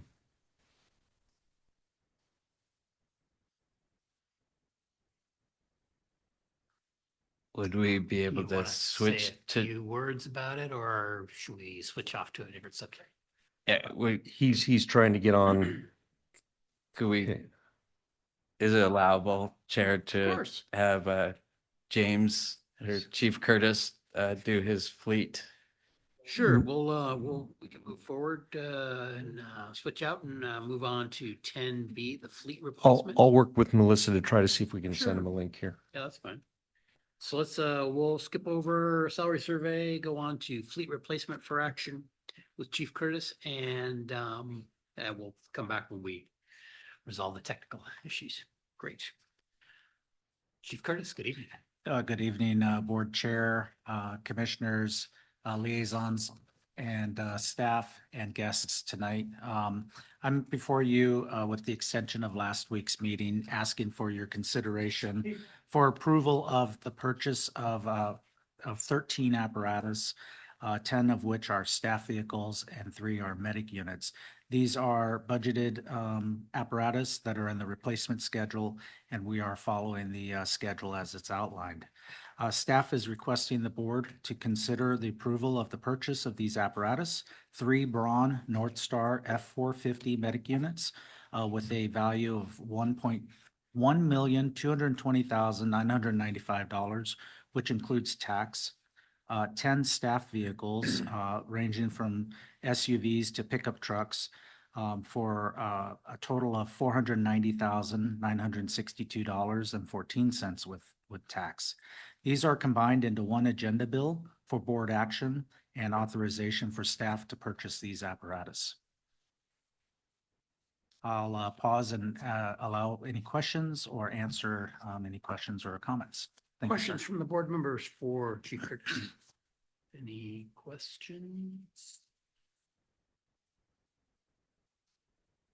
Okay, and Chief Curtis, what do you need in terms of a motion for the what gets the job done? Sure. In the form of a motion authorizing staff to sign the purchase agreement with Braun Northwest for 3 medic units. This is combined into one agenda bill. So I believe essentially we're looking for one motion to approve the adoption, I'm sorry, excuse me, to approve the purchase as quoted in this agenda bill. And you said there were 13 vehicles. Yes, sir. There's 3 medic units or ambulances and 10 staff vehicles. Well, I'll go ahead and move that we authorize the purchase of the 13 vehicles pursuant to the this agenda item. Seconded by Commissioner Fernhoff. I think that gets the job done. It's been moved and seconded to approve the purchase of those vehicles. Is there discussion on the motion? Any discussion on the motion? If not, we'll move to a vote. All in favor, please say aye. Aye. Any opposed? Passes unanimously. Once again, Commissioners, I appreciate the support and I really appreciate having the opportunity to work with you this evening on the purchase of these vehicles. Thank you. Thank you, Chief. Thank you very much, Chair. And it looks like we have Matt online now. Oh, good. All right. So that was 10B fleet replacement. We're going to go back to 10A salary survey and we'll pick that up. And we've got Matt Weatherly with us here on Zoom. Good evening. Yeah, thank you, Commissioner. Sorry about that. Are you able to hear me okay? Yes, we can see, and we see your PowerPoint up there. Awesome, very good. Yeah, you'll recall we visited one of your prior board meetings just to kind of introduce the topic. Chief Anderson, kind of mentioned and briefly intro. So I really appreciate that. I think it is, kind of critical to communicate where we're at. We wanted to provide an overview this evening, so we have prepared a preliminary report. I've got just a couple of slides that I'd like to walk through in the way of presentation, and then certainly entertain any questions you might have about that material that was in the packet. Is that okay if I proceed, Mr. Chair? Yes, that sounds great. All right, good deal. So you'll recall we kind of Started in on the what and a little bit of the why. So certainly a reminder for the broader audience. Our task, I'll talk about our specific scope in just a moment. But generally, salary surveys are conducted, benefit surveys, total compensation surveys are conducted really to arm you as decision makers with data as you go to budgeting, as you go to planning. Certainly, historically, it was my understanding that the admin wage scale, there were previous studies, or previous efforts to review those independently. So we kind of stepped in to fill that gap, trying to move swiftly, but obviously very accurately and diligently with the data that we have collected. So I'm ready to speak, to that information, what we have modeled out then, and really what you'll see in both of our summary and this evening is answering a couple of key questions when we do this. One, where are we? How do we stack up compared to those we're competing with for our staff, for their time, for their talents? And ultimately, where do we need to be? So, not to get in front of a policy, a philosophy, a strategy, but sometimes there's even an ability to have a philosophical conversation a little bit around reacting to the data that's collected, providing maybe even someone like me with almost answers to the test before we know the numbers. And that would be, do we strive to offer competitive wages and benefits for all of our positions? And so, we bring that data, to the conversation. Also, some internal alignment and internal logic that's very appropriate to consider when ultimately recommending salary ranges for each of these included positions. There are about 30 different job descriptions on your administrative wage scale. So we've attempted to survey each of those positions by collecting job descriptions, org charts, salary plan, and benefits data from your historic market, which I'll show you in just one slide, but we did include information on pay range at entry, at midpoint, at top out, the presence or absence of steps in some of these pay tables.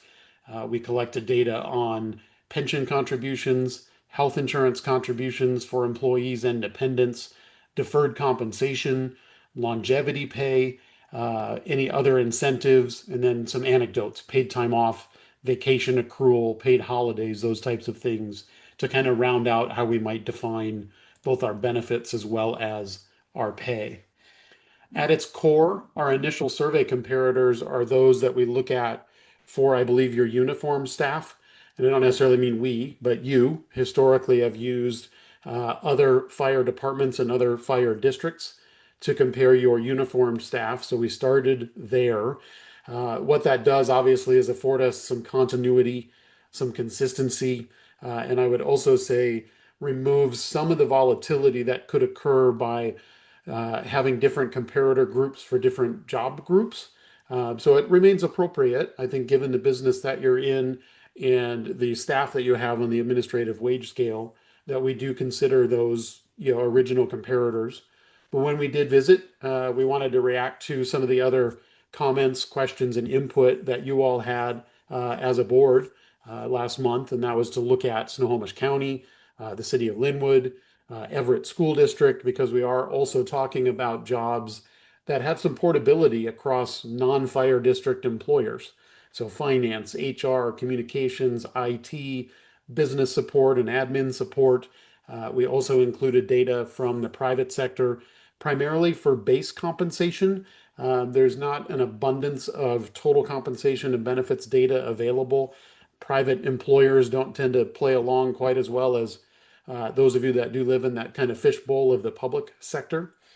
I wanted to show a little bit of my work. It might be a little bit hard, kind of depending on the size of the screen and your proximity to it.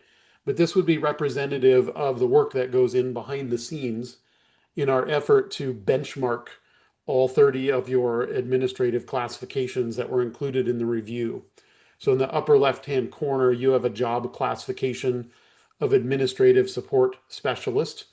When we look at the job descriptions in those comparison agencies, you'll notice a couple of things. It would be way too easy if everybody called it the same thing. They don't. So we're using your job description and the actual job duties to compare to the job descriptions and actual job duties found in those other fire districts, those other fire departments, those additional public agencies that are nearby. Our first set of numbers working left to right offers some insight into how our pay ranges look compared to market. For fun, we ran that at both average and at median. It is a good enough sample size that there's not a terribly large amount of variance between mean and median until we get into some positions maybe that are a little bit harder to compare and have fewer data points. But what our data is telling us, if we look just against the public sector for a moment, our average at minimum, at midpoint, and at the maximum of our current pay range is all within a really competitive but ideal spot. We're always looking for the sweet spot to not overdo it, not underdo it, but really what we're trying to do job by job is answer that first question. How are we doing for our pay range for each of our job descriptions? Now we brought in some private sector data. You'll see in this example, the private sector is a little bit lower than the public sector, so it brings our overall competitiveness, a little bit closer to market. When we look further to the right of my worksheet, we have elements of total compensation and benefits that are starting to be included in our math. We have pension contribution, deferred compensation opportunity, longevity pay, which interestingly is offered in all of these other employers, but not offered at South County Fire. We included health insurance contributions. This is the total maximum amount that my employer might pay for me and my family towards health insurance coverage, dental, vision, some of the disability insurances that pile up in there, healthcare retirement savings accounts, which are also pretty prevalent in the market to arrive at, in quotes, a total compensation figure. We're looking at modeling this really using kind of an example of a 10-year employee, because what is different in these agencies in particular is the longevity pay that's offered. It's a little bit less at year 1 or year 5. It starts to grow at year 10 or year 15. So to kind of isolate all of those variables, we just looked at the maximum of the pay range plus the pension contribution, deferred comp at year 10, health insurance, longevity opportunity to create a total. We have another survey example, desktop support analyst.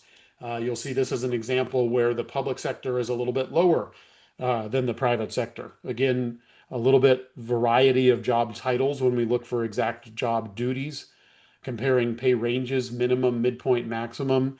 We're in pretty good shape. If pretty good shape maybe can be defined as plus or minus 10% of market. We're kind of finding our sweet spot here. Total compensation, the inclusion of benefits doesn't really change that punchline too terribly much. And so this is another example of a position where I would say we're at market, right? Our pay range looks pretty good. Our benefits look pretty good when I add those two things together. Yeah, we're making good progress on keeping up with your competitive market. At a very high level, if I use plus or minus 10% to define competitive, about 80% of our positions are right in that sweet spot. I've got a couple of jobs that are above that, so a little bit ahead of market. I've got a couple of positions that are below that or behind market. A couple of sensitivities that I want to make sure that I'm aware of is one, just really kind of proof to the test, and that is if I change pay, does it change a lot on total? If I change benefits, does it change a lot on total? And really, it's kind of a wash, especially up against those public entities where we're certainly recruiting people with fire department and fire district experience, even for these administrative positions. We're looking at pay and benefits. We want to be competitive for those elements. We want to attract people from other public agencies. The only thing that really pops up as missing, I would say, is that longevity pay opportunity. Again, these are not large dollar amounts, but your uniform folks do receive it. And in this particular case, all of the comparator agencies do offer it for these administrative positions. So something that I would want to continue to work with your staff on to help define what that might look like and what those appropriate amounts are. We offered, I believe, a sample of what that might look like in our summary document that was in our board packet. Our other observation is your pay table itself.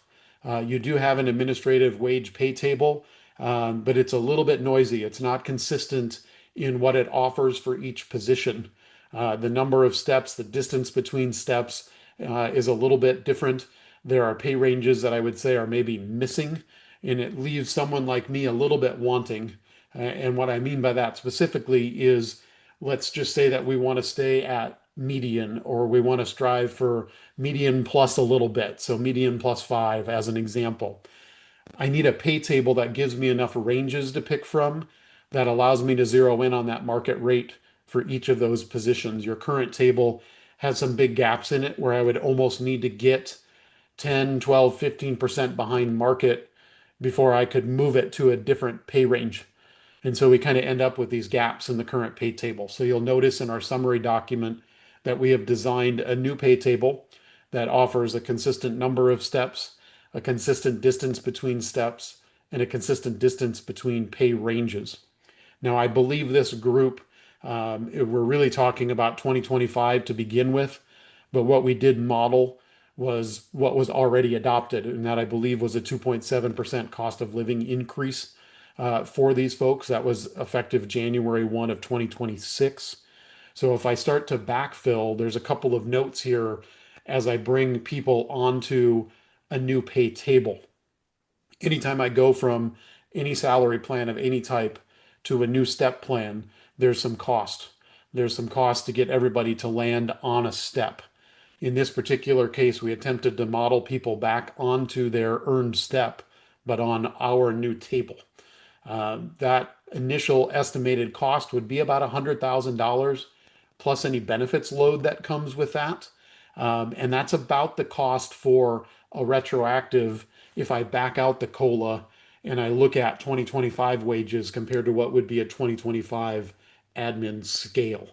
Now, I think it's just for discussion this evening, not action, but kind of keeping in the back of your mind 2025, if we consider retroactive adjustments for this group, we're right at about 100, maybe just over $100,000 to go back and do that retroactively and then place people on the new table. I didn't want to give you two tables to consider and adopt. So the table that we designed already has the COLA in it. So there'd be some minor corrections just to get people onto that COLA adjusted pay table. But certainly our goal for you, our goal for any group would be a survey, and a study itself is never intended to replace what you might be considering doing anyway. Now, in this particular case, you might have already done it, but things like a cost of living increase, things like step eligibility for employees. So if you're reviewing them or on their anniversary date, they're eligible for a step, I would say keep doing those things. The continuing theme going forward would be to try and link up maybe all jobs as far as timing. When we look at the admin wage scale, do we want to be doing that when we look at our union pay scale or our uniformed pay scale? Ideally, we have some similar language available, but what I want to keep working with your staff on behind the scenes is some administrative language around hiring, placement, review of the scale. How do we maintain our market position? So given at any time a goal, a directive, a policy statement around achieving market, that we have kind of the answers to the test a little bit. And we know A, who our comparators are, B, what our desired position to react to the market is, and then C, we can infill the cost of that. Our remaining recommendations, as I mentioned, I want to keep reviewing the longevity pay concept. And the other element is something that when we look at vacation offering for a new hire, if I want to get really specific, there's a challenge. There's a challenge in recruiting an experienced person from another public agency into these positions because currently we may be limited in what we can offer for benefits and paid time off. So let's just play this out. If I currently work at the city of Everett and I've been there 12 years or 15 years, I may be getting 3 weeks of paid vacation. This is an extreme example, but if I get hired by your agency, I might start over as though I have 0 years and I may only get 1 week of vacation or 2 weeks of vacation. So what I want to try and keep working on as well, because there's a sensitivity to your existing workforce in this conversation, that would be reviewing vacation accrual eligibility for both existing staff and new hires and providing maybe a little bit of administrative latitude to offer an additional week of vacation if that assists in recruiting people onto this pay table from other public agencies in the future. So I've got that kind of sitting there as well, and things that chalk it up to things that I want to keep working with your staff about. Was there anything on the slides that you want to spend a little bit more time on, or any questions I would maybe attempt to try and work through with you, Mr. Chair? Questions from the board members?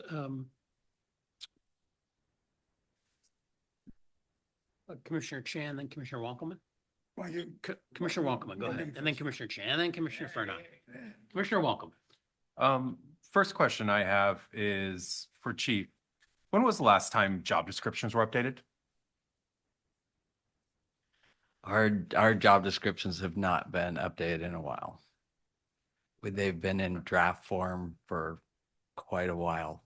So with the draft form, do the job descriptions accurately represent the admin's staff's workload that was utilized to collect the data? Yeah, I couldn't guarantee they accurately match up with workload. Okay. Does that bring into question then with the compensation windows that we're looking at and using job descriptions to develop this, how can we confidently say that what we're looking at accurately represents the ecosystem?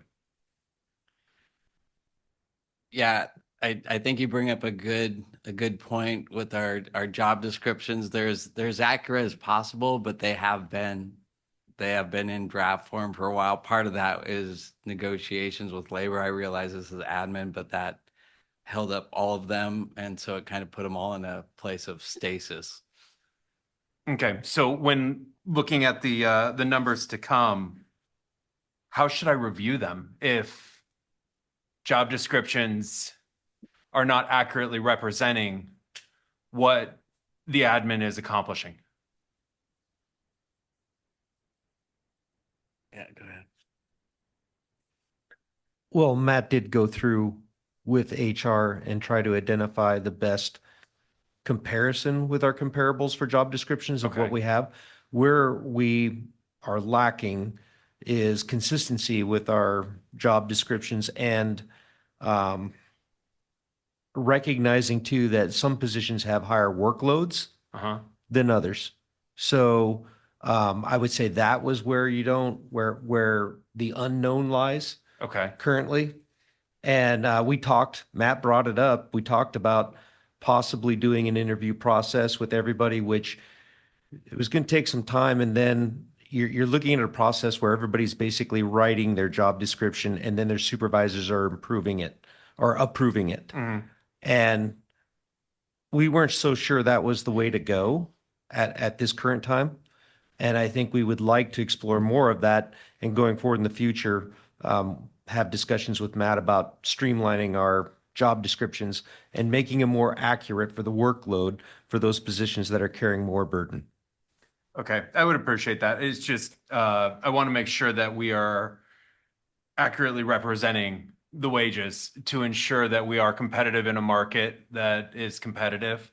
And that we're also acknowledging the work that our staff is doing because, as I always like to relate in the military, it's a 10-to-1 ratio. It takes 10 staff for one infantry soldier to accomplish the mission. And so it doesn't go unnoticed for me on the incredible staff that we have and the incredible and how lean it is and how much of a burden of load that they're taking on to accomplish what the RFA is accomplishing. And so I would appreciate further guidance, further understanding, possible, potential solutions on this so that we can accurately represent what they're doing in accordance with the data that I'm reading.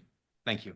Yeah, I completely appreciate what you're saying. And going through this with Matt, some of the things we recognized, and we recognized this when we were starting to look at comparables with the labor contract, we are getting to be of significant size. And so sometimes when you look at comparables, we operate like a city. So we have to have all those functions. And then sometimes Like if you're to go to South Puget Sound's website and look at their staffing, you'll see much more robust staffing. So a lot of times you are correct. We often wear many more hats per person here.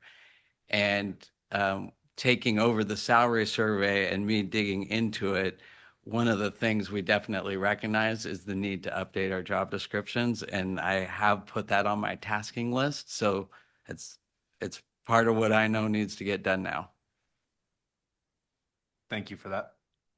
Let's see, I can't remember. Commissioner Fernhoff, then Commissioner Chan, then Commissioner Witt. Commissioner Fernhoff. Thank you, Matt. I have to say that was a very impressive presentation, mainly because I could follow it. So well done. I come from a different world.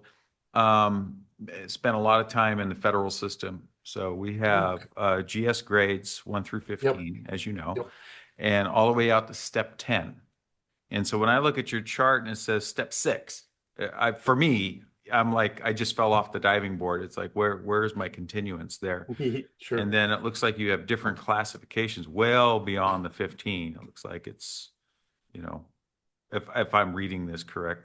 Can you Yes, give you me, are. can you give me why we would be postured in this manner versus looking at something like the federal system? And I don't know if the state uses the same thing. I just know the federal system. That's all. Sure.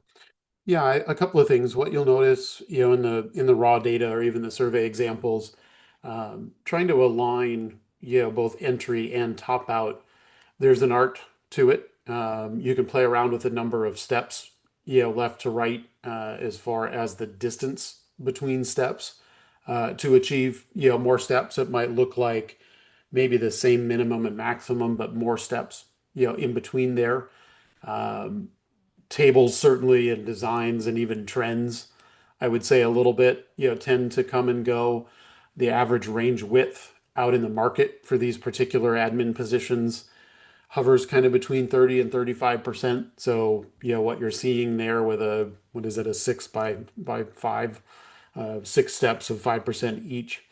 The idea behind more ranges is really just like I said, to kind of drill in a little bit closer to market.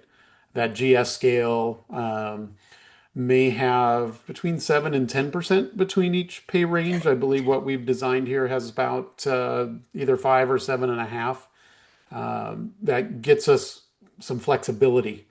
When we look at the chart, and it probably feels a little bit overwhelming because I'm giving you a chart with 20 or 30 grades for 20 or 30 jobs. Really, jobs are intended to move on this chart. I think and I'm speaking out of turn about the federal system, but my hunch is that it's very rare for a job that's a GS3 to become a GS4 or a GS5, because of that continuum of steps. Whereas in this particular model that we're proposing, a job that we put on a grade 14, if the market goes up, we can adjust that to a grade 15 or to a grade 16. Yeah, And it does. that's done absent COLA because it's market, right? So I want to move jobs to different ranges only when market says so, and then periodically make adjustments to the table, if that makes sense. In my experience, when there is a position that's filled, it's called let's pick on GS9. GS9 to GS12 is usually the bucket, meaning that's your expansion as you gain. So there's really 30 steps. Yeah.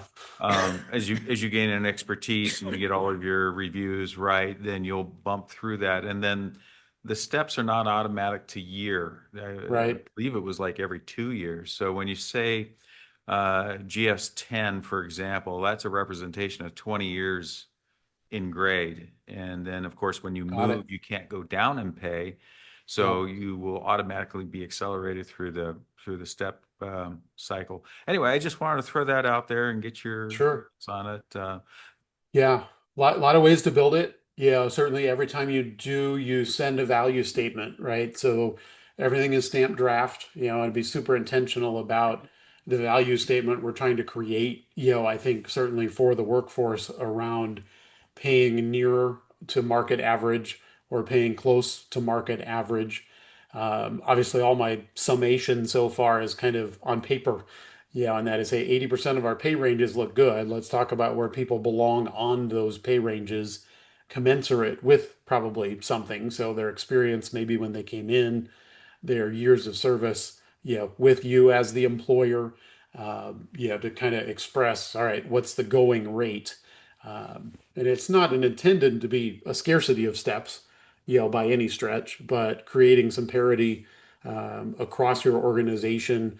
I don't have as much knowledge, if any knowledge yet, about your uniform staff or your union positions, or kind of what the equivalents would be in terms of the size of their steps, the number of steps. I do know that at the director level, there's been historical attempt to keep some parity with that assistant chief level, to really kind of recognize, hey, we're pretty lean. We're getting a lot out of our few people that we do have. So you see those, pay ranges match up pretty close, I think, to some of your assistant chief ranges. I may offer one thing just because you mentioned it. Yeah. There is an equivalency rank to civilian position in the federal system. So, for example, I was embedded with the Yeah. U.S. Coast Guard, and because of my position and my authority, I had the equivalent of a lieutenant commander. Got it. So Okay. that might aid you, because we do sort of mirror some of the nautical services as far as, ranking is concerned. So. Got it. Thank you. Yeah, thank you for that. Commissioner Chan, then Commissioner Wittes? Yes, Commissioner Chan. Oh,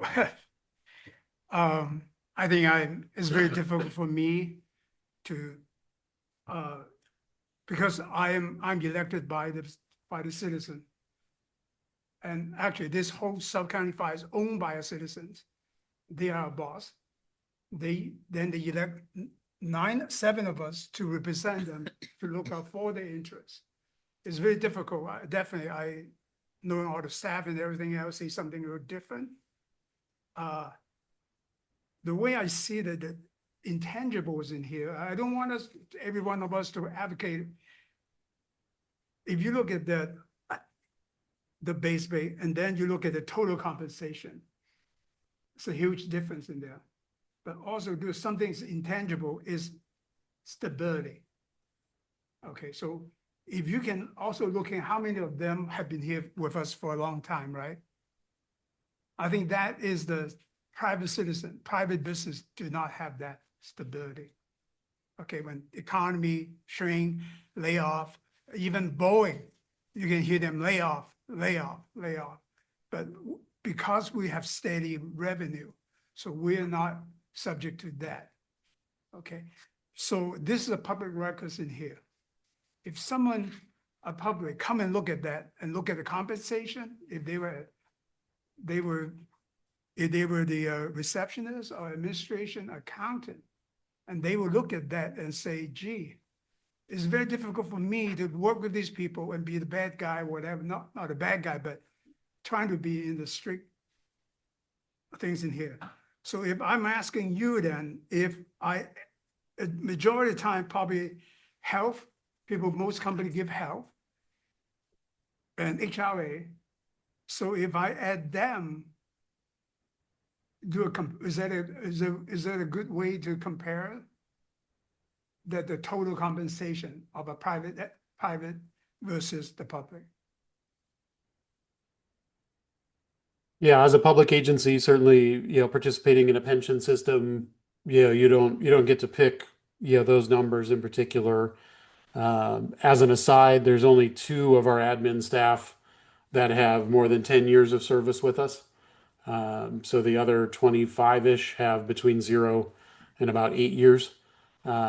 Yes, some stability, but yeah, this is not a top-heavy organization either, where everybody, is topped out and has been at it, for a very long time. I think one thing we need to, one thing we don't want to mix up with, because of workload, maybe we should hire more people to do it. So I'm not an expert on that. Okay, so if someone is hire more people, not bumping up the salary, right? But did they get pay overtime too, right? Okay, maybe. Very, very few of these do. Yeah, our average cost per person is just over $1 an hour, on your admin wage scale for what we're proposing. Right. But so yeah, so that is the thing. And then I think Actually, in general, many of them, we hardly fire anyone, right? Very seldom. I mean, because the performance are the thing, not because they want to lay off, we want anything in there, right? So they have the stability in here. Well, we need to study more, but I just want to make sure that I have compared apple and apple.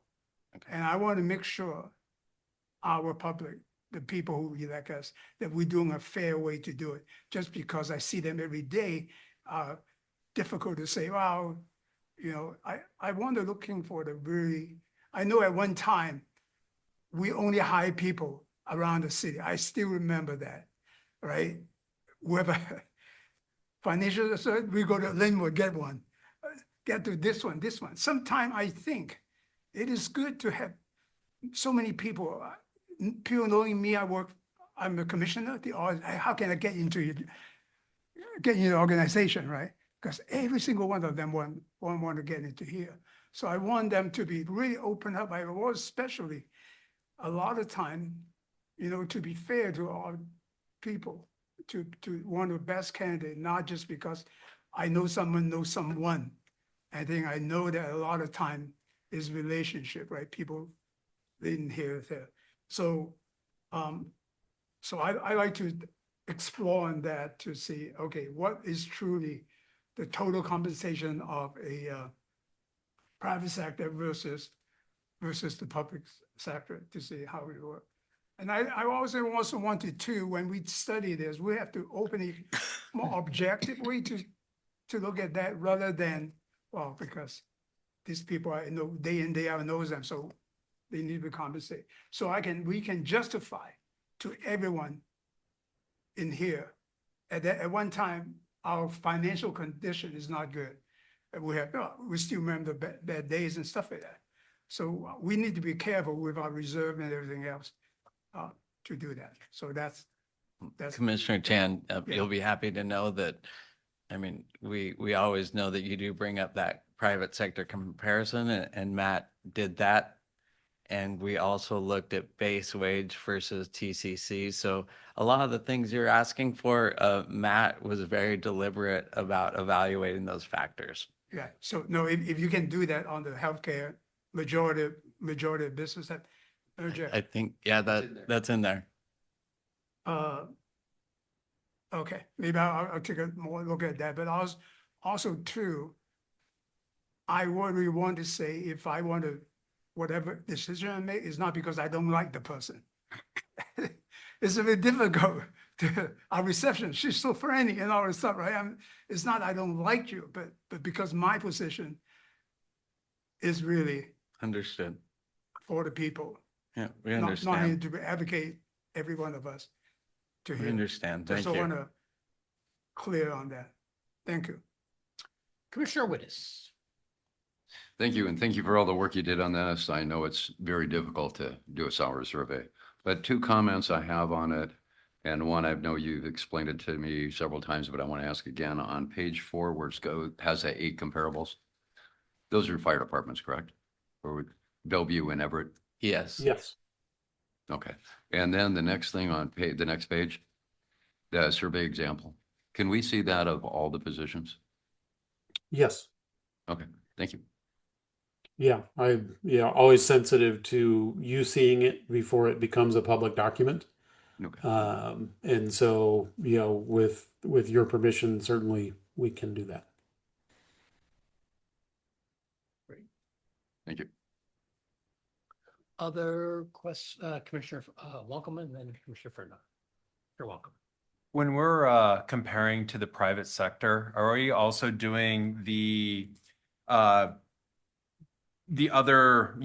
base stock bonuses, things like that? Like, I know, and I'm going to generalize, my brother works at a private company. He makes roughly, I would say, comparable, a little bit more than what some of these $200,000 positions do, but he gets about $750,000 in base stocks per year. And so I'm just curious, is that going into this analysis at all? No, it's not. You could look at a standard 401k match. I think I mentioned, when I visited in person, the Bureau of Labor Statistics tried to compare, a state defined benefit pension plan to a 401k, and I don't want to even assume how much money they spent trying to do it. And they came back with a paragraph that had 3 words on it. It said, no, we can't.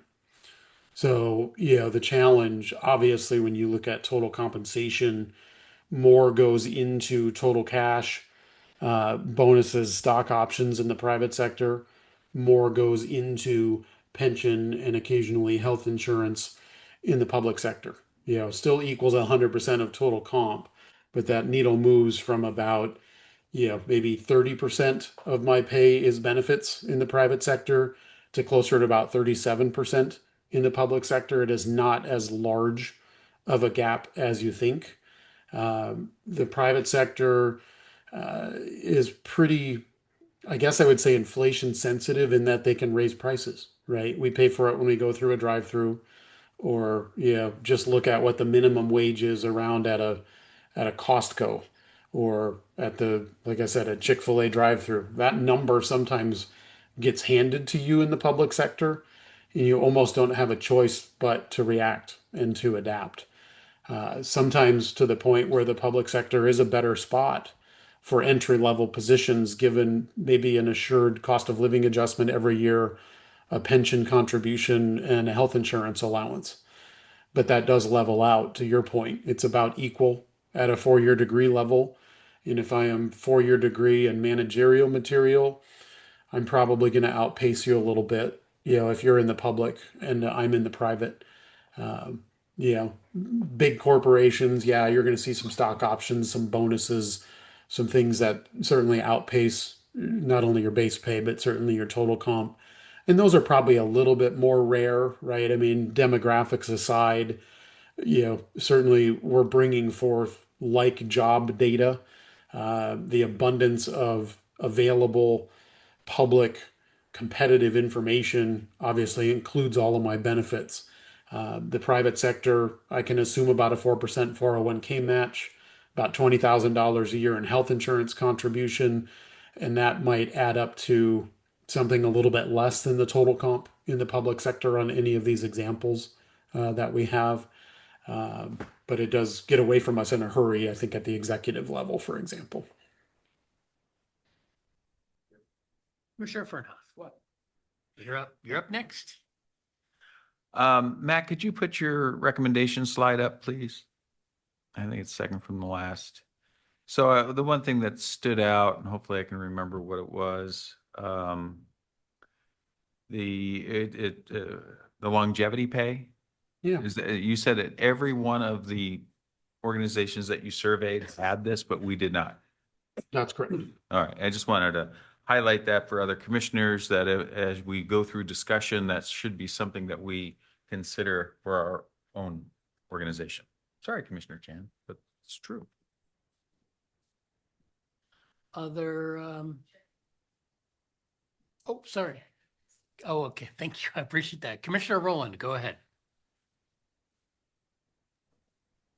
When you're looking at these positions, if there's any positions that we don't currently have but are on the books to be filled, are those going to be included?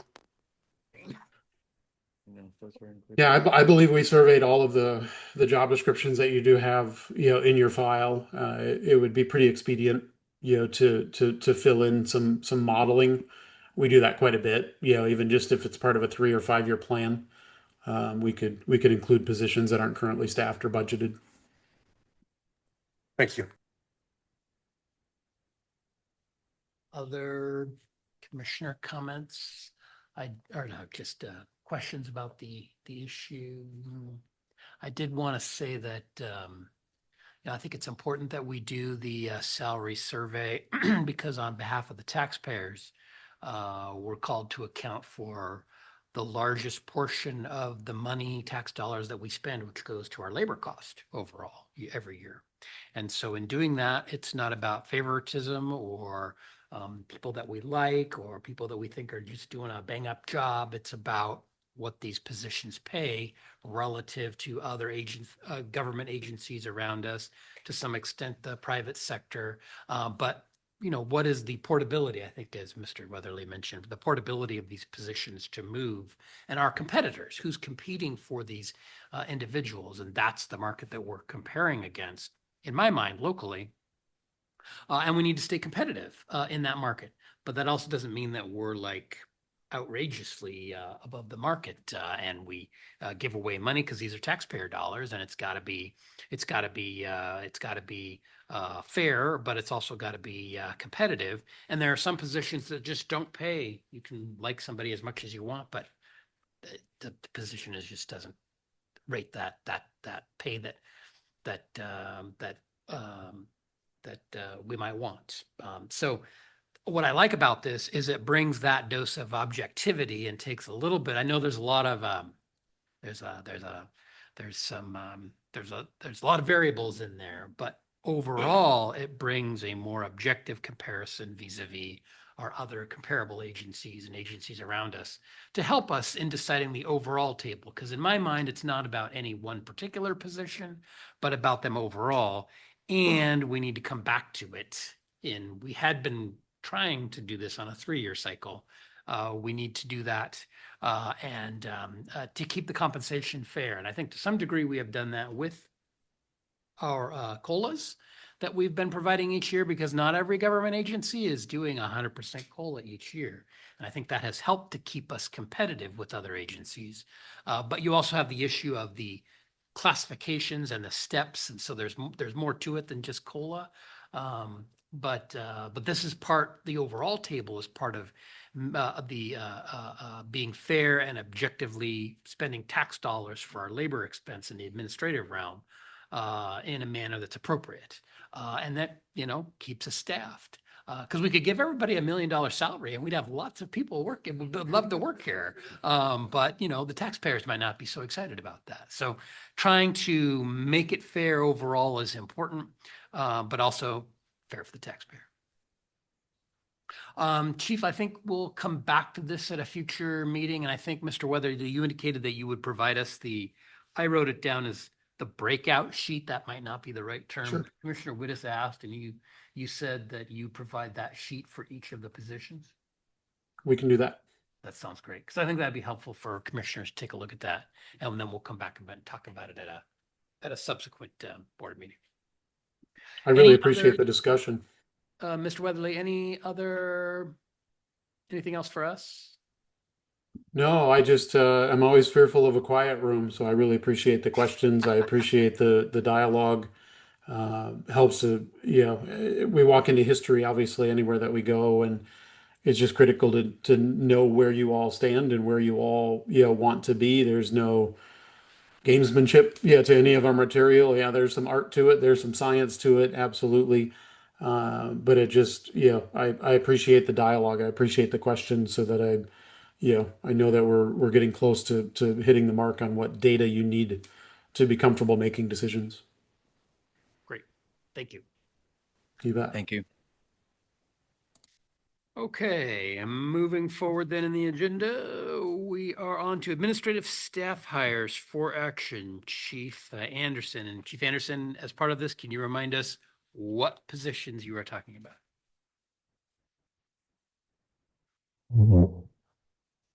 We have one warehouse worker, and that official job title, refresh my memory, Curtis. Logistics support technician.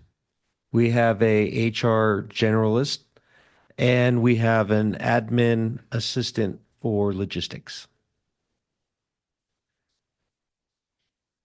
Administrative support specialist.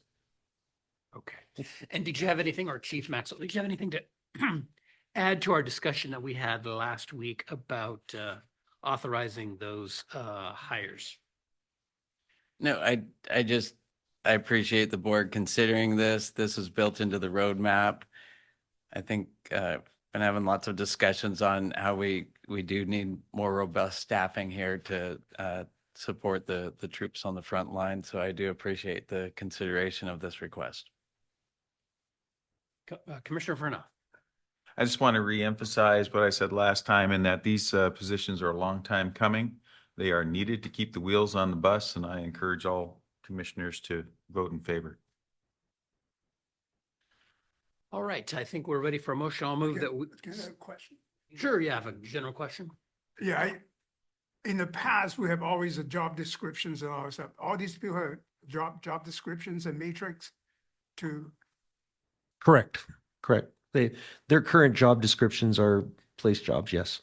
okay, is that mine? You can send it to me to take a look? I'll vote yes, but for the record, so I think that's also in our discussion that whatever the new HR person is going to be really focused on this, right? Yeah.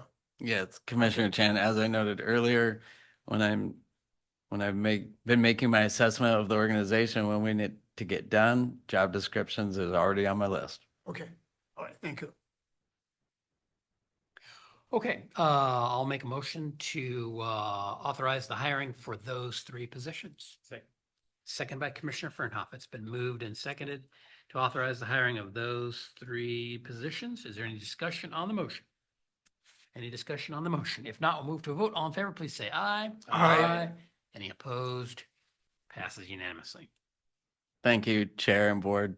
These positions will definitely help the organization. I can tell you thank you on behalf of the entire organization. Thank you, Chief.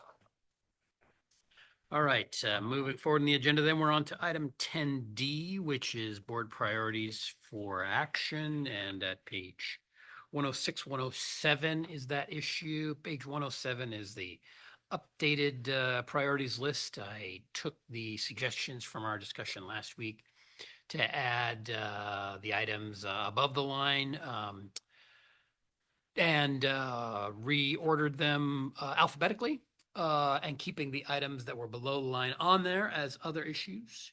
And I think that corresponded with our discussion generally last week.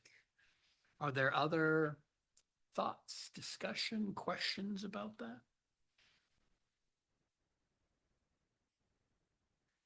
Then I think we may be ready for action on that.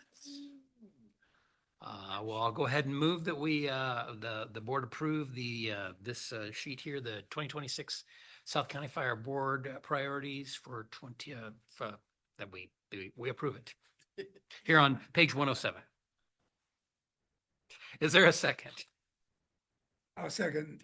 It's been moved and seconded to approve those, that sheet for board priorities 2026. Is there discussion on the motion? Oh, yeah. Commissioner Chan, go ahead. I think it's very important for us for the retreat because we have so many things going on. And I forgot to ask if our training, would that be, well, that's staff training. Talking about priority here. Retreats now. Yeah, okay, so the training is, Retreat, yeah. That's the next item. From this one. We're gonna vote on priorities. okay, the more priority, okay, then, okay, same. I think it's important to have a priority. Other discussion on the motion to approve the priorities list? Any other discussion? If not, we'll move to a vote. All in favor, please say aye. Aye. Any opposed? Passes unanimously. All right, thank you. Next up, we've got, 10E, which is a board retreat workshop.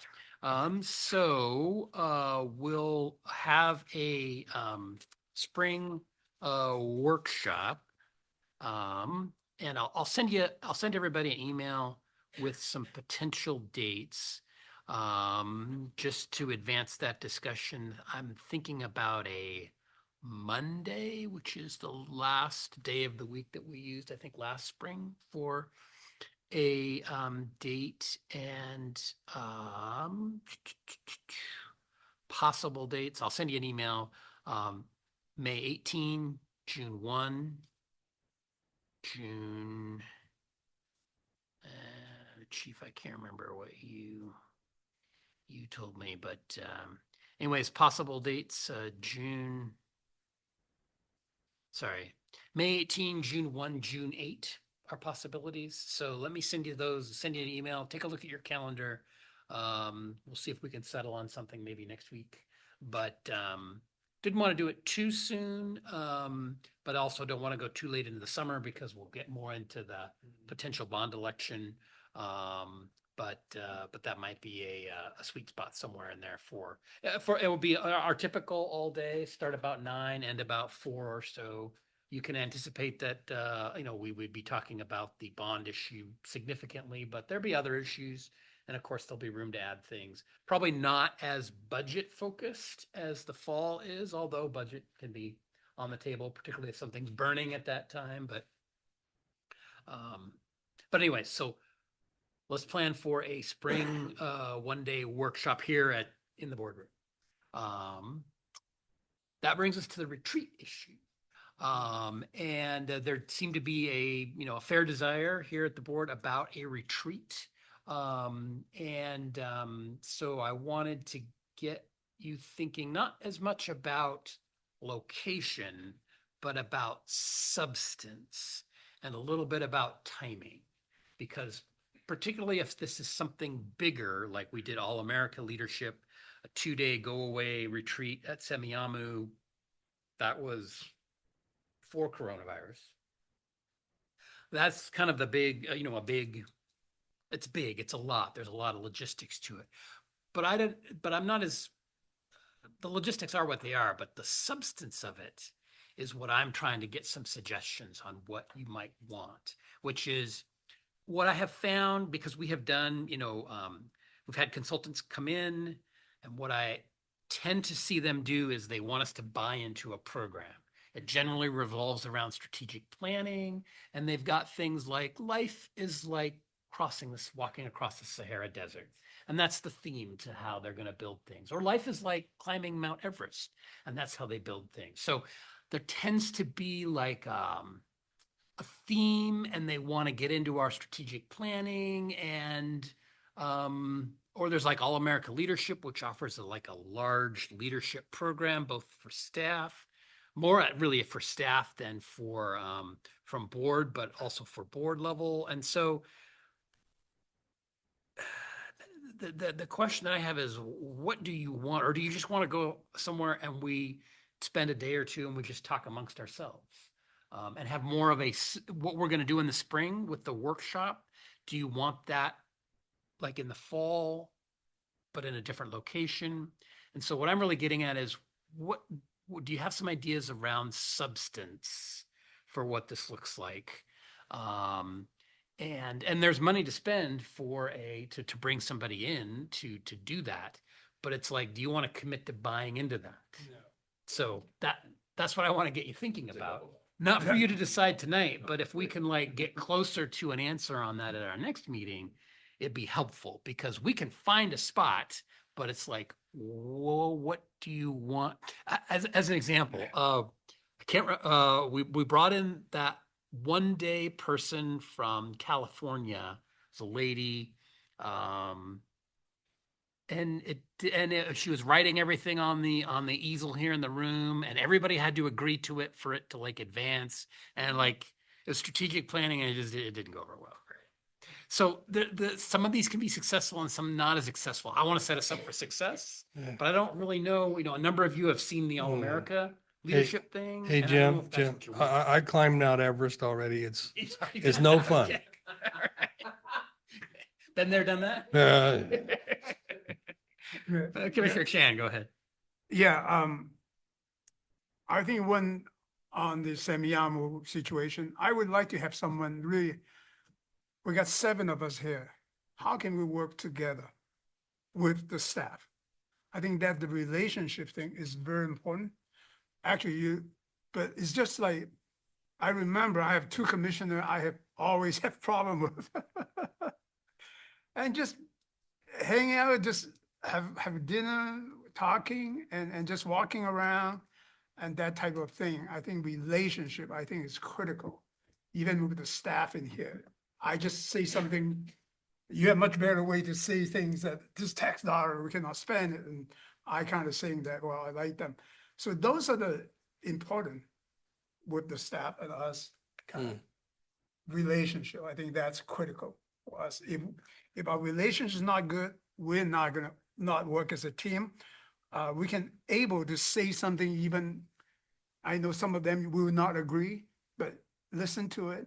Maybe one of this day, I mean, I can convince some people, lobby on something, something they're able to do it. So, Okay. Any other Yeah. thoughts at this point? Commissioner Lawrence? So Dave, was that like walking in the moonlight kind of stuff? What? And you know what? I think we could teach people how to get along. We cooperate so well here with the board and the staff. We could teach other people. We don't need anybody. We're already doing a great job on that. No, we don't need to teach, but sometimes Yeah. you have a monitor in here, somebody, I don't want to, Anyway, okay, I don't want to dismiss everybody, dismissing those experts, how to work together. yeah. It depends how you say you think we're getting along, but get along because we agree to you. Well, Right? as you I mean- should, yes. But it is, I mean, we have to say, we come from a really completely different background, which is good. You don't want all 7 of us look alike, look alike.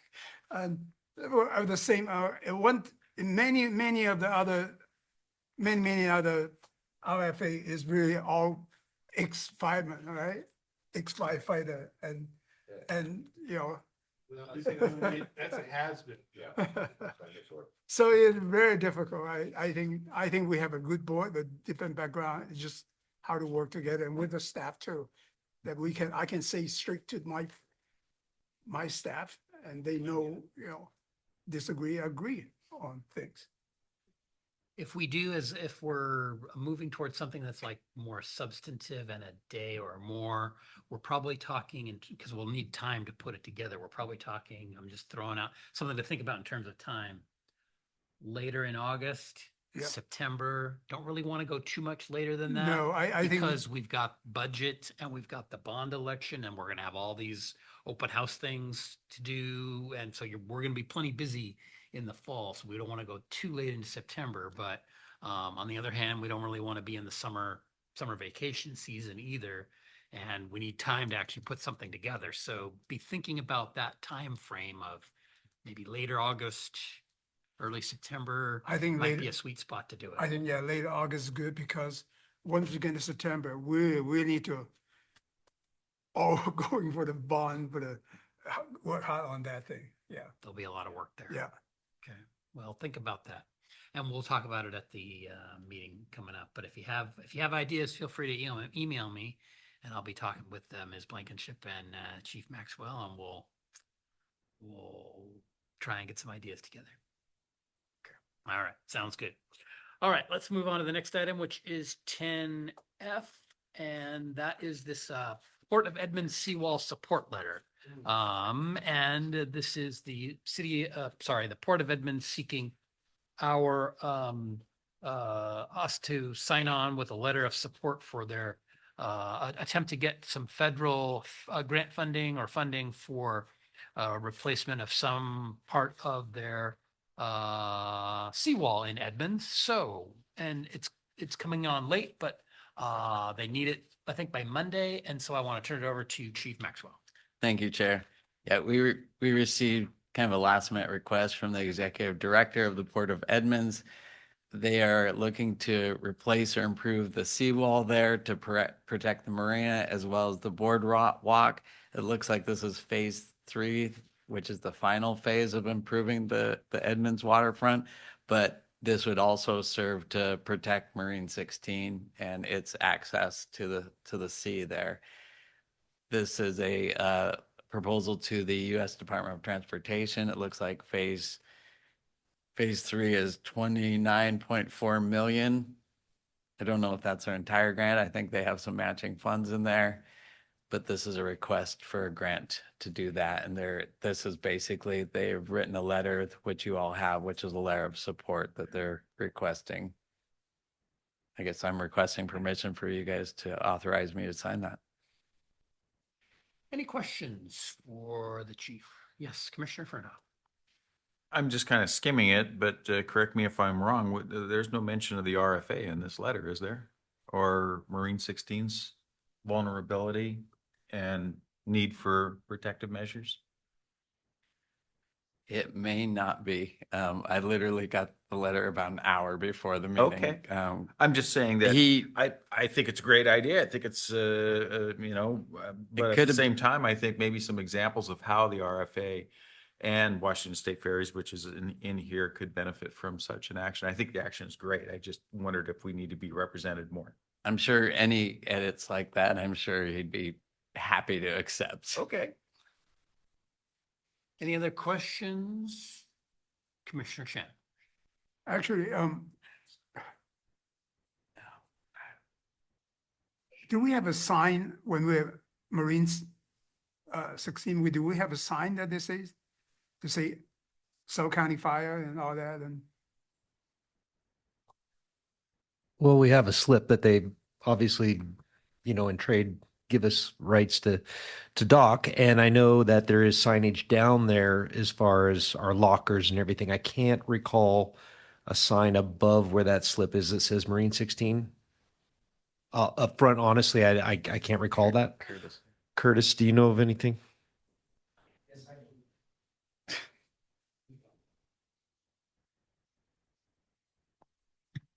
Commissioners, I believe there's a sign above the slip entrance that represents the city of Edmonds, and I don't know that that's been rebranded as of yet, since Edmonds has joined the RFA.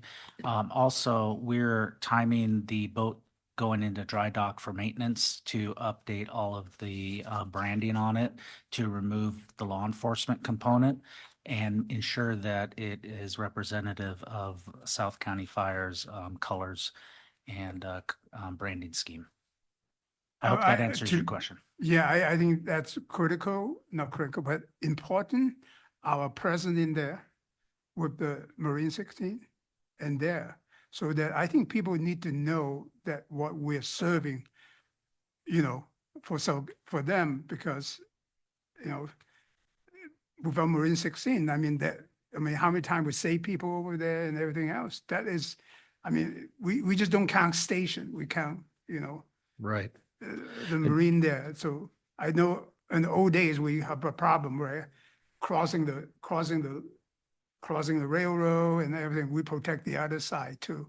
So I think that's, So that's well said. I think there's a need for it. So we'll check.